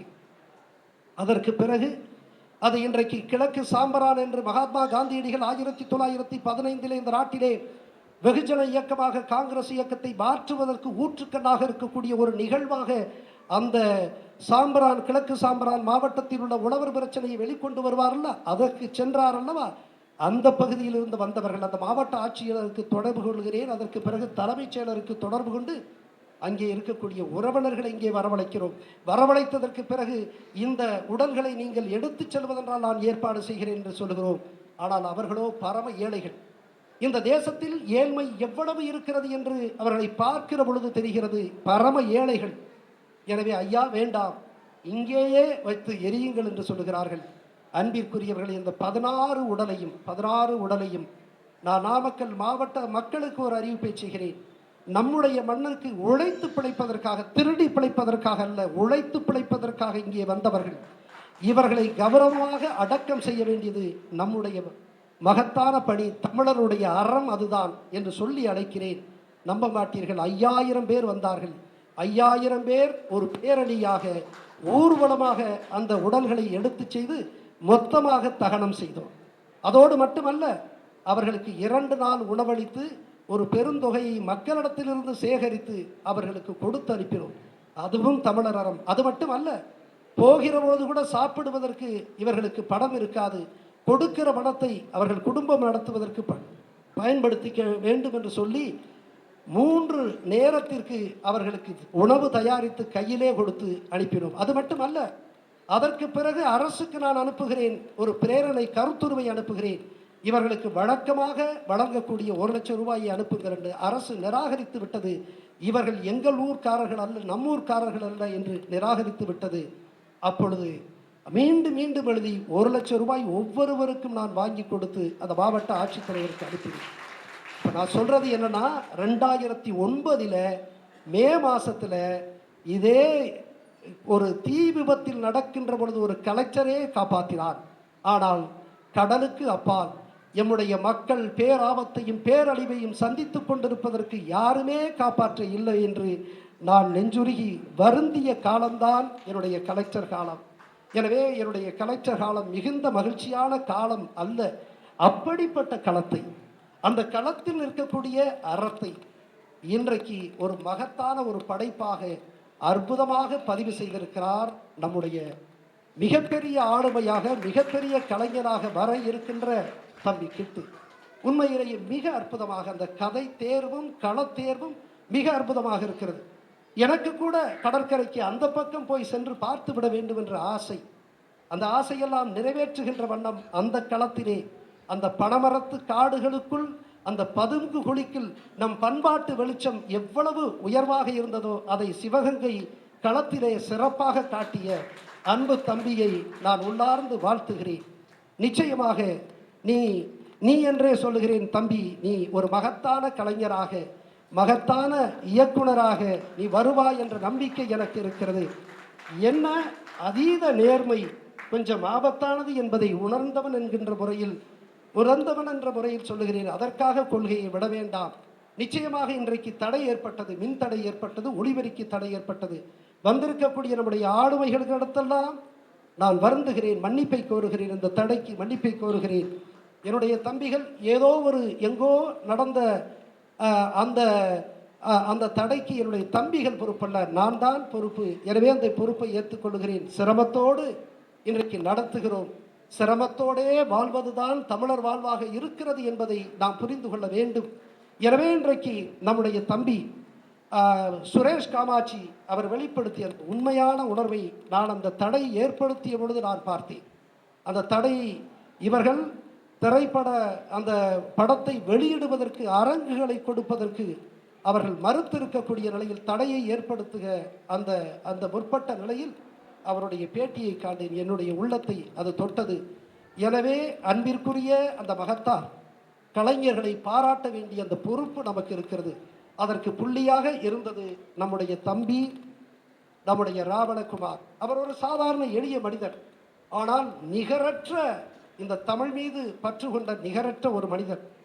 கோபப்பட்டு சொல்வார், ஐயா இவர் இந்த கோணத்திலிருந்து நாம் பார்க்க வேண்டும், அந்த கோணத்திலிருந்து பார்க்க வேண்டும் என்று சொல்லுகிற பொழுதால் நான் சொல்லுவேன், தமிழர் அறம் இதை அனுமதிக்காது, நீங்கள் கோபப்படாதீர்கள், நாம் நியாயமாக இருப்போம். எதிரிகள் எவ்வளவு அநியாயக்காரர்களாக இருந்தாலும், இன்றைக்கு சல்லியர்கள் என்கின்ற இந்த மருத்துவ போராளிகள் அது மருத்துவத்தினுடைய மகத்துவமே உயிர் காப்பதுதான். ஆனால் அதையும் தாண்டி கொடூரமான எதிரி அந்த கொலைக்களத்தில் நிற்கிற பொழுது அவனை கூட காப்பாற்றுகின்ற ஒப்பற்ற போராளிகளாக நம்முடைய மருத்துவ போராளிகள் இருந்திருக்கிறார்கள் என்பதை இந்த படைப்பு மிக அற்புதமாக காட்டுகிறது. எனவேதான் நான் அன்பு தம்பி ராவணகுமாரிடத்திலே உணர்ச்சி வசப்படாதீர்கள். இன்றைக்கு கூட இங்கே கூட்டம் குறைவாக இருக்கலாம், ஆனால் நம்முடைய நாட்டம் மிகப்பெரியது. இந்த எண்ணிக்கை குறைவாக இருக்கலாம், ஆனால் நம்முடைய எண்ணம் மிகப்பெரியது. தம்பிகளெல்லாம் சொல்லுவார்கள், தேர்தல் அரசியலுக்கு நாம் முடிவெடுக்க வேண்டும் என்று சொல்லி. தேர்தல் அரசியலை முடிவெடுத்தால் நான் சொல்லுகிறேன், மிக எளிதாக 5000 பேரை நாங்கள் இங்கே வரவழைக்க முடியும், எங்களுக்கு தெரியும் முடியும். ஆனால் தேர்தலை தாண்டி தமிழர் அரசியலை, மக்கள் அரசியலை, இயக்க அரசியலை, கோட்பாடு அரசியலை நீங்கள் முதலிலே தொடங்குவோம். 10 பேராக இருந்தாலும் பரவாயில்லை என்று சொன்னேன். எனவே அன்பிற்குரிய நம்முடைய தம்பி ராவணகுமார் 10 லட்சம் என்பது அவருக்கு அதிகமான தொகை. அவர் தன்னுடைய துறைவியாருடைய நகைகளை எல்லாம் அடகு வைத்து இந்த படத்தினுடைய ஊற்றுக்கண்ணாக துவக்க புள்ளியாக இருந்திருக்கிறார் என்று சொன்னால் அதை நாம் உள்ளார்ந்து நாம் பாராட்ட வேண்டும். எத்தகைய உணர்வு கொண்டிருப்பார் என்று பாருங்கள். எனவே அவருக்கும் இந்த படத்தை தயாரித்த கருணாஸ் அவருடைய குழுவினருக்கும் என்னுடைய நன்றிகளையும் பாராட்டுக்களையும் நான் உள்ளார்ந்து தெரிவித்துக் கொள்கிறேன். நம்முடைய தம்பி கிட்டுவை எவ்வளவு பாராட்டினாலும் தகும். ஒரு வார்த்தையில் ஒரு மகத்தான உண்மையை வெளிப்படுத்தக்கூடிய அந்த லாபகம் சில பேருக்குத்தான் வரும். தம்பிக்கு வந்திருக்கிறது. நான் அதை பார்க்கிறேன். நந்தினியிடத்திலே கேட்கிற பொழுது சத்யதேவி மிக அற்புதமாக தன்னுடைய நடிப்பை வெளிப்படுத்தி இருக்கிறார். அந்த நந்தினியிடத்திலே கேட்கிற பொழுது கடவுள் நம்பிக்கை உண்டா என்று கேட்கிற பொழுது நான் தலைவரை நம்புகிறேன் என்று சொன்னார். தலைவரை நம்புகிறேன் என்று சொன்னார். நமக்கெல்லாம் நிலம்தான் பலம், நமக்கு மண்ணுதான் கண்ணு பொண்ணு, பூமிதான் நமக்கு சாமி, பூமியை காப்பாற்றுகின்ற மேதகுதான் நமக்கு சாமி என்பதை இவ்வளவு துல்லியமாக வெளிப்படுத்தியதை நான் உணர்வு பெருக்காய் நான் பார்க்கிறேன். அதை போல அந்த கருணாஸ் அங்கே அவர் அந்த முட்டிக்கால் போட்டவாறு அவர் சொல்லுவார் அல்லவா, எதற்கும் இவரிடத்திலே தலை மட்டும் குனிந்து விடக்கூடாது என்று சொல்லுவார். தமிழர் தலை குனிய விடக்கூடாது என்பதற்காகத்தான் தமிழருடைய அறத்தை வெளிப்படுத்திய இந்த படத்தை படைத்த படைப்பாளிகளை நான் பாராட்டுவதற்காக எளிய முறையில் நாங்கள் முயற்சித்திருக்கிறோம். எனவே இந்த படக்குழுவினர் இன்றைக்கு கூட தம்பி ஆனந்த், அதை போல இளங்கோ, அதை போல மோகன், இந்த குழுவினர் வந்திருக்கிறார், மகேந்திரா, திருமுருகன், இவர்களுடைய பிரதிநிதிகளாக வந்திருக்கின்ற எல்லோரையும் நான் பாராட்டுகிறேன். மொத்தத்தில் படக்குழுவினரை நான் பாராட்டுகிறேன். பாராட்ட வந்த நம்முடைய தமிழ் தேசிய பொது உடைமை இயக்கத்தினுடைய மகத்தான சிந்தனையாளர், மிகச்சிறந்த எழுத்தாளர், கூறியவாறு தன்னுடைய கருத்துக்களை மிக ஆழமாக துல்லியமாக பதிவு செய்யக்கூடிய மகத்தான தமிழ் ஆளுமையாக இருக்கக்கூடிய தோழர் தியாகு அவர்கள், அதை போல நம்முடைய அன்பிற்குரிய சகோதரர் கௌதமன் அவர்கள் அவர் படைப்பாளியாக இருந்தாலும் தமிழுக்காக தமிழருக்காக களத்தில் மகத்தான போராளியாக விளங்கியதையெல்லாம் நாங்கள் பார்த்திருக்கிறோம், பாராட்டியிருக்கிறோம். எனவே அவர்களுக்கும், அதை போல நம்முடைய தம்பி கார்ட்டூனிஸ்ட் பாலா, மிக அவருடைய அற்புதமான கார்ட்டூன்களை எத்தனை பேர் பார்த்திருப்பீர்கள் என்று தெரியாது. அந்த ஆற்றலை, அந்த நுணுக்கமான வெளிப்பாட்டை எல்லாம் நான் ரசித்திருக்கிறேன். அதை போல இன்றைக்கு வலையொலியில் இவர் தமிழ் உணர்வு சார்ந்த அந்த பேட்டிகளை எடுக்கிற பொழுது அவர் ஒரு சிரித்து கொண்டே அந்த கேட்கக்கூடிய அந்த லாபகம் இருக்கிறதெல்லாம் நான் ரசித்து பார்த்திருக்கிறேன். உண்மையிலேயே நம்முடைய தம்பிகள், சின்ன சின்ன வேறுபாடுகள் நமக்குள்ளே இருந்தால் அதையெல்லாம் மறந்து விடுவோம். தம்பிகளாக, அண்ணன்களாக எழுந்து நிற்போம். தமிழர் வரலாற்றில் ஒரு நெருக்கடியான நேரத்தில் நாம் நிற்கிறோம். ஒரு சாதாரண பாராட்டுக்கு கூட தடையை ஏற்படுத்தக்கூடியவர்கள் எவ்வளவு தகுதி குறைவாளர்களாக இருக்கிறார்கள் என்பதை நாம் பார்த்திட வேண்டும். எனவேதான் நான் தம்பிமார்களை கடிந்து கொள்ளுவேன். நீங்கள் ஆற்றலை வளர்த்துக் கொள்ளுங்கள், அறிவை வளர்த்துக் கொள்ளுங்கள். திருடுபவர்கள் ஆற்றல் உள்ளவர்களாக இருந்தால் அதை தடுக்கக்கூடியவர்கள் பேராற்றல் உள்ளவர்களாக நீங்கள் இருக்க வேண்டும் என்று சொல்லுவேன். அந்த வகையில் நான் எல்லோரையும் சொல்லிவிட்டேன் என்று கருதுகிறேன். அதே போல நம்முடைய அன்பிற்குரிய மணிவண்ணன் அவர்களுடைய பிரதிநிதியாக வந்திருக்கக்கூடிய திரு ரவி அவர்களையும் நான் உள்ளார்ந்து பாராட்டுகிறேன். மொத்தத்தில் எம்முடைய இனத்தினுடைய விடுதலை களத்தில் வெளிப்பட்ட மகத்தான அறத்தை ஆழமாக பதிவு செய்த துல்லியமான வெள்ளித்திரை காவியம், அந்த காவியத்திற்கு கரு அமைத்த களமமைத்த தம்பி கிட்டு உள்ளிட்ட அனைத்து படக்குழுவினருக்கும் என்னுடைய நன்றிகள், பாராட்டுக்கள். இங்கே வந்து சிறப்பு செய்த நம்முடைய அன்பு தம்பி சுரேஷ் காமாட்சி போன்றவர்களுக்கும் என்னுடைய தனிப்பட்ட பாராட்டுக்கள், நன்றிகளை தெரிவித்து விடைபெறுகிறேன். வணக்கம்.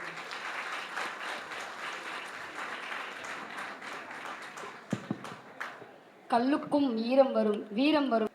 சல்லியர்கள் திரைப்பட குழுவினருக்கு மக்கள் பாதை பேரியக்கம் நடத்துகிற இந்த பாராட்டு விழாவில் தலைமையுரை ஆற்றியிருக்கிற அருமை சகோதரர் சகாயம் அவர்களே, இங்கே பாராட்டுரை வழங்கியிருக்கிற நண்பர்களே, பாராட்டுக்குரிய திரைப்பட இயக்குனர் கிட்டு உள்ளிட்ட கலைஞர்களே, உங்கள் அனைவருக்கும் என்னுடைய பாராட்டை தெரிவித்துக் கொள்வதோடு இந்த படம் குறித்து சில சொற்களை உங்களோடு நான் பகிர்ந்து கொள்ள விரும்புகிறேன்.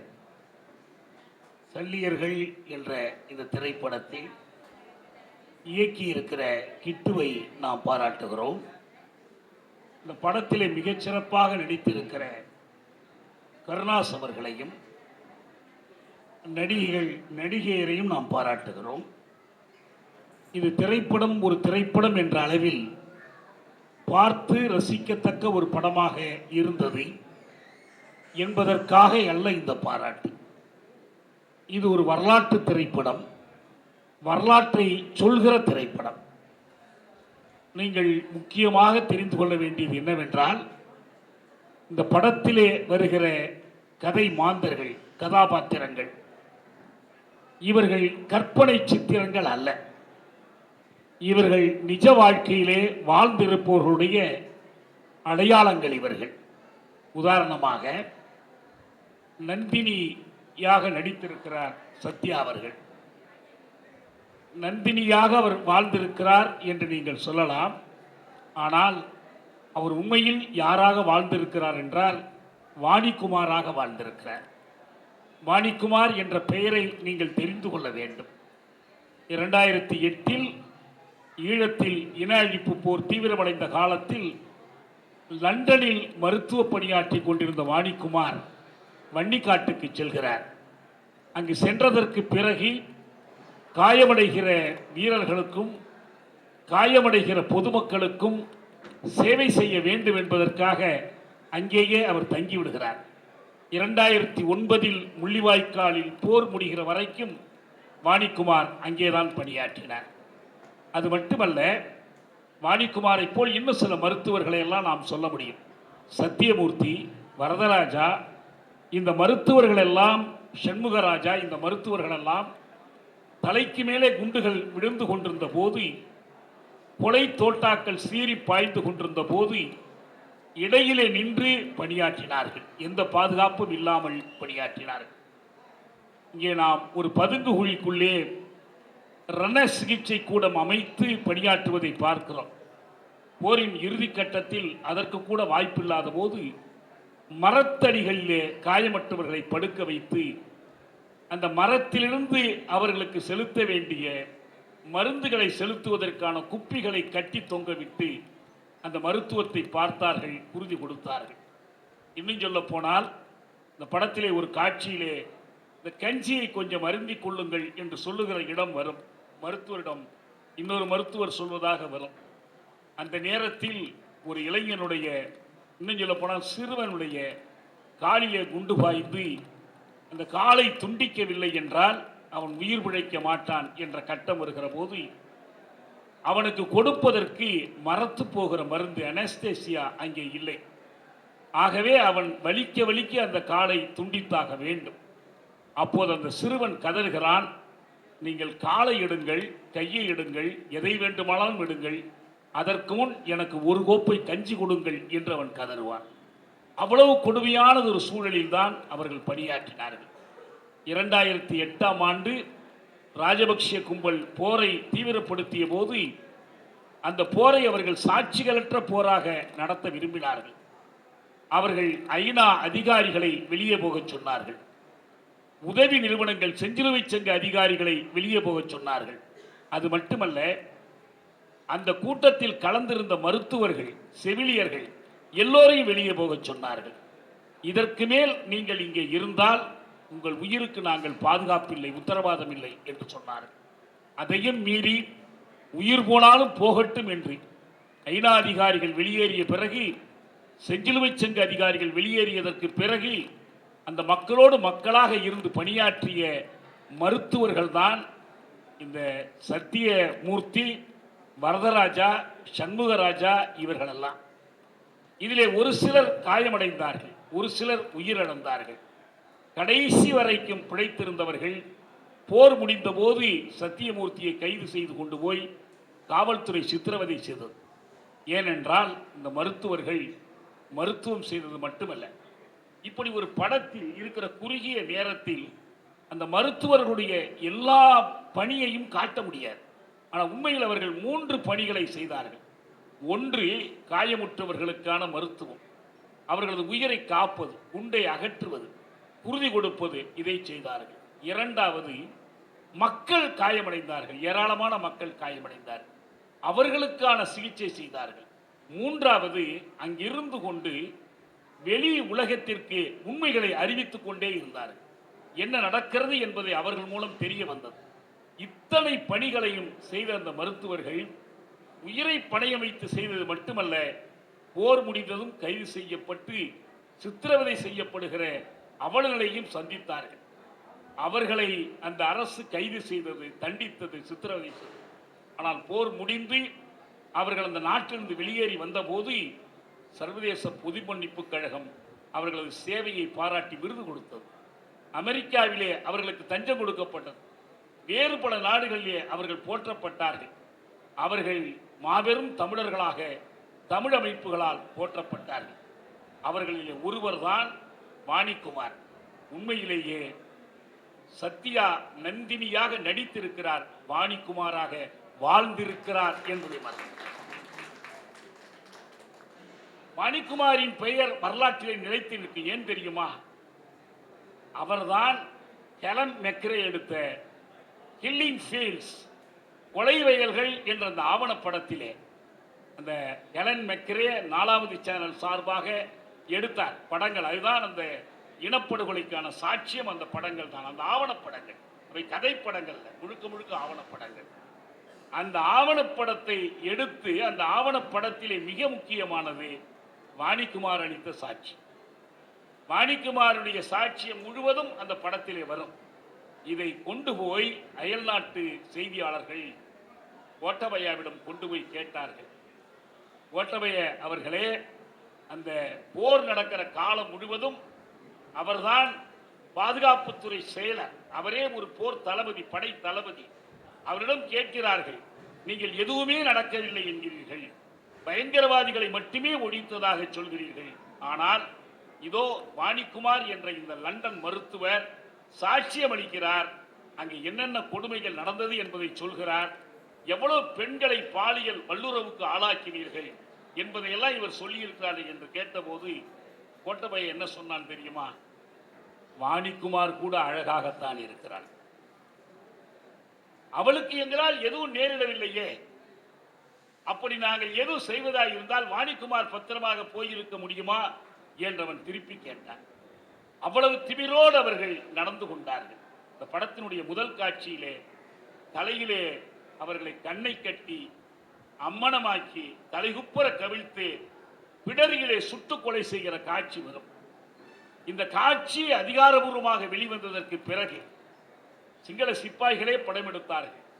இது வெளியிலே வந்தபோது அந்த அரசு சொன்னது, இவை சித்தரிக்கப்பட்ட காட்சிகள், செயற்கையாக உருவாக்கப்பட்ட காட்சிகள். ஐக்கிய நாடுகள் அமைப்பில் இது போன்ற காட்சிகளின் உண்மைத்தன்மையை ஆராய்வதற்காக ஒரு அதிகாரி இருக்கிறார், பிலிம்ஸ் ஆக்ஸ்டன் என்று பெயர். அவர் சொன்னார், இல்லை, இந்த சுடுகிற சிங்கள சிப்பாய்கள் சிங்கள மொழியிலே பேசிக் கொள்ளுவது அந்த காட்சியிலே பதிவாகி இருக்கிறார். இரண்டாவதாக அவர்கள் தலையிலே சுட்டதற்கு பிறகு வெளிவருகிற அந்த புகை அது உண்மை என்பது தெரிந்திருக்கிறது என்று அவர் சொன்னார். அதற்கென்ன என்று அலட்சியமாக கோட்டபட்ச பதில் சொன்னார். ஆகவே நடந்த ஒரு இனப்படுகொலைக்கான சாட்சியங்களாக இந்த மருத்துவர்கள் விளங்கினார்கள். இதையெல்லாம் நாம் பதிவு செய்வது என்பது இந்த படம் எவ்வளவு நாள் ஓடுகிறது, எவ்வளவு பேர் பார்க்கிறார்கள் என்பதற்காக அல்ல. இவை வரலாற்றினுடைய நிலைத்த ஆவணங்கள். இன்று நாம் பாலத்தீன போராட்டத்தை பற்றி பேசுகிறோம். 1948 பாலத்தீன மக்கள் இன அழிப்புக்கு ஆளானார்கள். அதற்கு நக்பா என்று பெயர். அதற்கு முன் யூதர்கள் ஐரோப்பாவில் இன அழிப்புக்கு ஆளானார்கள். அதுக்கு ஹோலோகாஸ்ட் என்று பெயர். ஹோலோகாஸ்டில் ஐரோப்பாவிலே வாழ்ந்து கொண்டிருந்த 90 லட்சம் யூதர்களில் 60 லட்சம் யூதர்கள் கொல்லப்பட்டார்கள். அந்த முழு பேரழிவுக்காக உலகெங்கும் நிறைய சாட்சியங்கள். வாஷிங்டனில் ஹோலோகாஸ்ட் மியூசியம் இருக்கிறது, உலகமெங்கும் வைத்திருக்கிறார்கள். அதற்காக விசாரணைகள் நடைபெற்றன, தண்டனைகள் கொடுக்கப்பட்டன. ஆனால் அதே யூத இனவெறியின் அடிப்படையில் ஜயோனிஸ்டுகள் இன்றைக்கு இஸ்ரேலை ஆண்டு கொண்டிருக்கிற நெட்டன்யாகுவினுடைய முன்னோடிகள் பாலஸ்தீனத்தில் இருந்து 48ஆம் ஆண்டு பாலஸ்தீன மக்களை எல்லாம் அடித்து துரத்தினார்கள். சொந்த ஊர்களை விட்டெல்லாம் விரட்டினார்கள். அதற்குத்தான் நக்பா என்று பெயர். இந்த நக்பா என்ற துயரத்தை எழுதி வைப்பதற்கு வரலாற்று ஆசிரியர்கள் இல்லை, படமெடுத்து வைப்பதற்கு சான்றுகள் இல்லை. ஆனால் யூதர்களிடம் எல்லா வசதியும் இருந்தது. அவர்களுக்கு ஆதரவாக மேலை வல்லரசுகள் இருந்தன. அவற்றை வரலாற்று பதிவுகளாக்கினார்கள், தீர்மானங்கள் இயற்றினார்கள். இறந்து போனவர்களுக்கு கோயில்கள் கட்டி அழுதார்கள், வழிபட்டார்கள். ஆனால் இந்த வாய்ப்பு ஏதும் பாலத்தீனர்களுக்கு இல்லை. அப்போது என்ன நடந்தது தெரியுமா? பாலத்தீன கலைஞர்கள், ஏதிலிகளாக துரத்தி அடிக்கப்பட்ட கலைஞர்கள், சொந்த நாட்டிலே வாழ முடியாத கலைஞர்கள் 5 திரைப்படங்கள் எடுத்தார்கள். நக்பா பற்றி 5 திரைப்படங்கள். பாரா என்ற ஒரு திரைப்படம், தந்தூரா என்ற ஒரு இஸ்ரேலுக்குள் இருக்கிற பாலத்தீன கிராமம், அங்கு நடந்த இன அழிப்பு அட்டூழியத்தை பற்றி அவர்கள் எடுத்தார்கள். The time that remains. ஒவ்வொன்றுமே பெயர்களே செய்திகளை சொல்லும். ஒரு கிராமத்தினுடைய ஒரு பாலத்தீன சிறுமி தனக்கு நேரிட்ட அனுபவத்தை சொன்னார். மிக கடைசியா 2018 ஒரு ஆவணப்படம் வெளிவந்தது, பாலஸ்டீன் ஆர்கிவ்ஸ் இன் இஸ்ரேல் என்றதுக்கு பெயர். உண்மையிலேயே யூத இன அழிப்பினுடைய வரலாறு புத்தகங்களாக எழுதப்பட்டது, கண்காட்சிகளாக வைக்கப்பட்டது. ஆனால் பாலத்தீன இன அழிப்பினுடைய வரலாறு இந்த திரைப்படங்களிலே தான் நிலைத்திருக்கிறது. 2009 நம்முடைய தமிழினம் ஒரு இன அழிப்புக்கு ஆளானது. இந்த நூற்றாண்டுடைய மிகப்பெரிய இன அழிப்பு. இந்த இன அழிப்புக்காக இதுவரை நமக்கு நீதி கிடைக்கவில்லை. இது இன அழிப்பு தான் என்பதை உலகத்தில் எந்த அரசும் அங்கீகரிக்கவில்லை. எல்லாவினுடைய நாடாளுமன்றத்திலே ஒரு தீர்மானம் போட்டிருக்கிறார்கள். பிராம்டன் நகரத்திலே ஒரு இன அழிப்புக்கான ஒரு நினைவு சின்னம் வைத்திருக்கிறார்கள். மற்றபடி அறிக்கைகள், ஐநா அறிக்கைகள், மனித உரிமை பேரவை அறிக்கைகள் எல்லாவற்றிலும் போர் குற்றங்களை பற்றி பேசுகிறார்கள், மனித குலத்துக்கு எதிரான குற்றங்களை பற்றி பேசுகிறார்கள். ஆனால் இன அழிப்பு என்று சொல்ல தயங்குகிறார்கள். இன அழிப்பு என்ற உண்மையை ஒத்துக்கொண்டால் தமிழர்களுக்கு அதற்கான ஈடுசெய் நீதியாக தனி அரசு அமைத்து கொடுத்தாக வேண்டும். இந்த உலகம் இஸ்ரேலுக்கு ஒரு தனி அரசு அமைத்து கொடுத்தார்கள். பாலத்தீனத்துக்கு தனி அரசு அமைத்து கொடுக்க வேண்டிய தேவையை ஐநா ஒப்புக்கொண்டிருக்கிறது. ஆனால் ஈழத்திற்கு அந்த நிலை வந்துவிடக் கூடாது. இந்த உலகத்தில் தமிழர்களுக்கு என்று இறைமையுள்ள ஒரு அரசு வந்துவிடக் கூடாது என்று உலகம் சிங்களத்தோடு சேர்ந்து சதி செய்கிறது. அதை முறியடிப்பதற்கான வரலாற்றை, அந்த அறிவையும் உணர்வையும் நமக்கு ஊட்டுவதற்கான பணியை இது போன்ற திரைப்படங்கள் தான் செய்யும். அந்த வரிசையிலே இதுவரை வந்த அனைத்து படங்களிலும் மிகச்சிறப்பாக இந்த உணர்வை மக்களிடம் கொண்டு போய் கடத்தி இருக்கிற படம் கிட்டுவினுடைய இந்த படம். அதனுடைய வரலாற்று பங்களிப்பு அதுதான். இந்த இயக்குனருக்கு இன்னும் எத்தனை படங்கள் வருகிறது, இந்த நடிகர் என்ன சிறப்பாக நடித்திருக்கிறது. ஒரு சிரிப்பு நடிகரை வேறொரு பாத்திரத்திலே பார்த்தால் மனதிலே பதிவது கஷ்டம். ஆனால் கருணாஸ் அவர் சிரிப்பு நடிகர் என்பதையே நாம் மறந்து போகக்கூடிய அளவுக்கு அவ்வளவு உணர்வுபூர்வமாக மனதிற்குள் அந்த கதை மாந்தரை உள்வாங்கி வெளிப்படுத்தி இருக்கிறார். உண்மையிலேயே அது பாராட்டத்தக்க நடிப்பு. சிங்களர்களாக இந்த படத்திலே நடித்தவர்களை பார்த்தால் நமக்கு வெறுப்பு வரக்கூடிய அளவுக்கு அவர்கள் நிஜமாக நடித்திருக்கிறார்கள். அந்த அளவுக்கு அவர்களை தமிழர்களா சந்தேகம் தான் வரும் நமக்கு.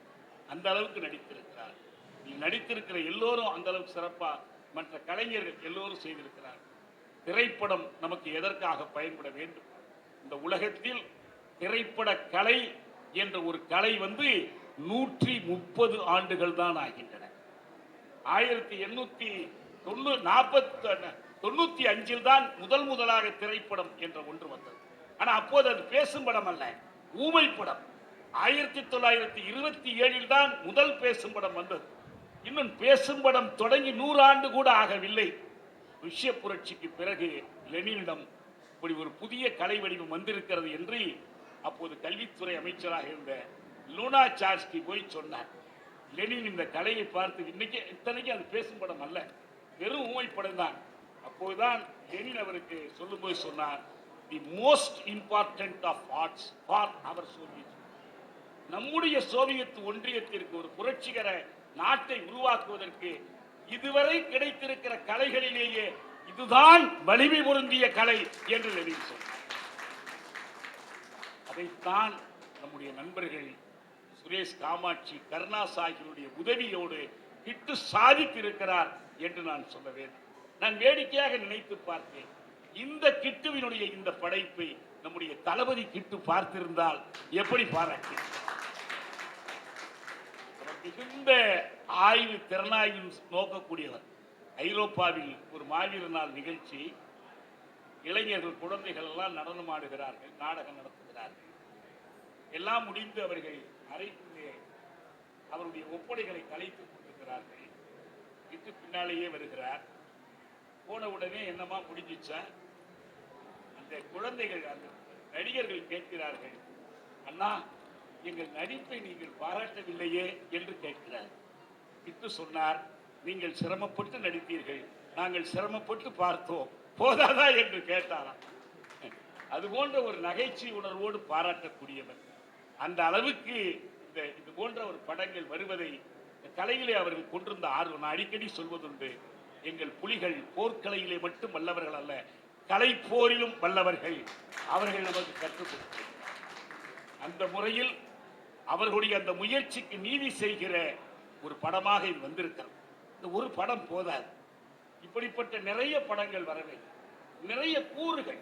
நாம் இந்த மருத்துவம் என்ற ஒரு பணியை, மருத்துவ ஊழியர்கள் என்ற ஒரு கூரை எடுத்து அதற்குள்ளே நாம் வெளிப்படுத்தி இருக்கிற வீரம், அதற்குள்ளே நாம் வெளிப்படுத்தி இருக்கிற மனித நேயம், அதற்குள்ளே மீண்டும் மீண்டும் நாம் சொல்லுவது போல தமிழ் அறம், இதை வெளிப்படுத்தி இருக்கிறோம். 1900ஆவது ஆண்டு தென்னாப்பிரிக்காவிலே காந்தியார் பணியாற்றி கொண்டிருந்தார். மூவர்களுக்கும் பிரிட்டிஷ் வெள்ளையர்களுக்கும் 3 ஆண்டு போர் நடந்தது. காந்தியார் என்ன செய்தார் தெரியுமா? ஒரு ஆம்புலன்ஸ் படை ஒன்றை உருவாக்கி கொண்டு அவர்களோடு போய் பணியாற்றி. ஒன்று செய்யாமல் இருக்க முடியாது, ஒரு போர் நடந்து கொண்டிருக்கும் போது. இன்றைக்கு நாம் பார்க்கிறோம், உலகத்தில் போர்கள், கொடிய போர்கள், கெட்ட போரிடும் உலகினை வேரோடு சாய்ப்போம் என்று பாவேந்தர் பாடினாரே, அந்த கெட்ட போர்கள் மத்திய கிழக்கில் நடக்கின்றன. உலகத்தை ஒரு துருவ உலகமாக்க ஒரு வல்லரசின் கைக்குள்ளே கொண்டு வருவதற்கு பிற்போக்காளர்கள், மதவெறியர்கள் இன்றைக்கு உலகெங்கும் போரை தூண்டிவிட்டிருக்கிறார்கள். இதை எதிர்த்து போராடுகிற மக்களின் பக்கம், நீதிக்காக போராடுகிற மக்களின் பக்கம், விடுமைக்காக, விடுதலைக்காக, உரிமைக்காக போராடுகிற மக்களின் பக்கம் நம்முடைய திரைக்கலையை நிறுத்துவோம். அதற்கு வழிகாட்டுகிற இந்த படத்தை நான் பாராட்டுகிறேன். இந்த வாய்ப்பிற்காக உங்கள் அனைவருக்கும் நன்றி, வணக்கம். நன்றி ஐயா.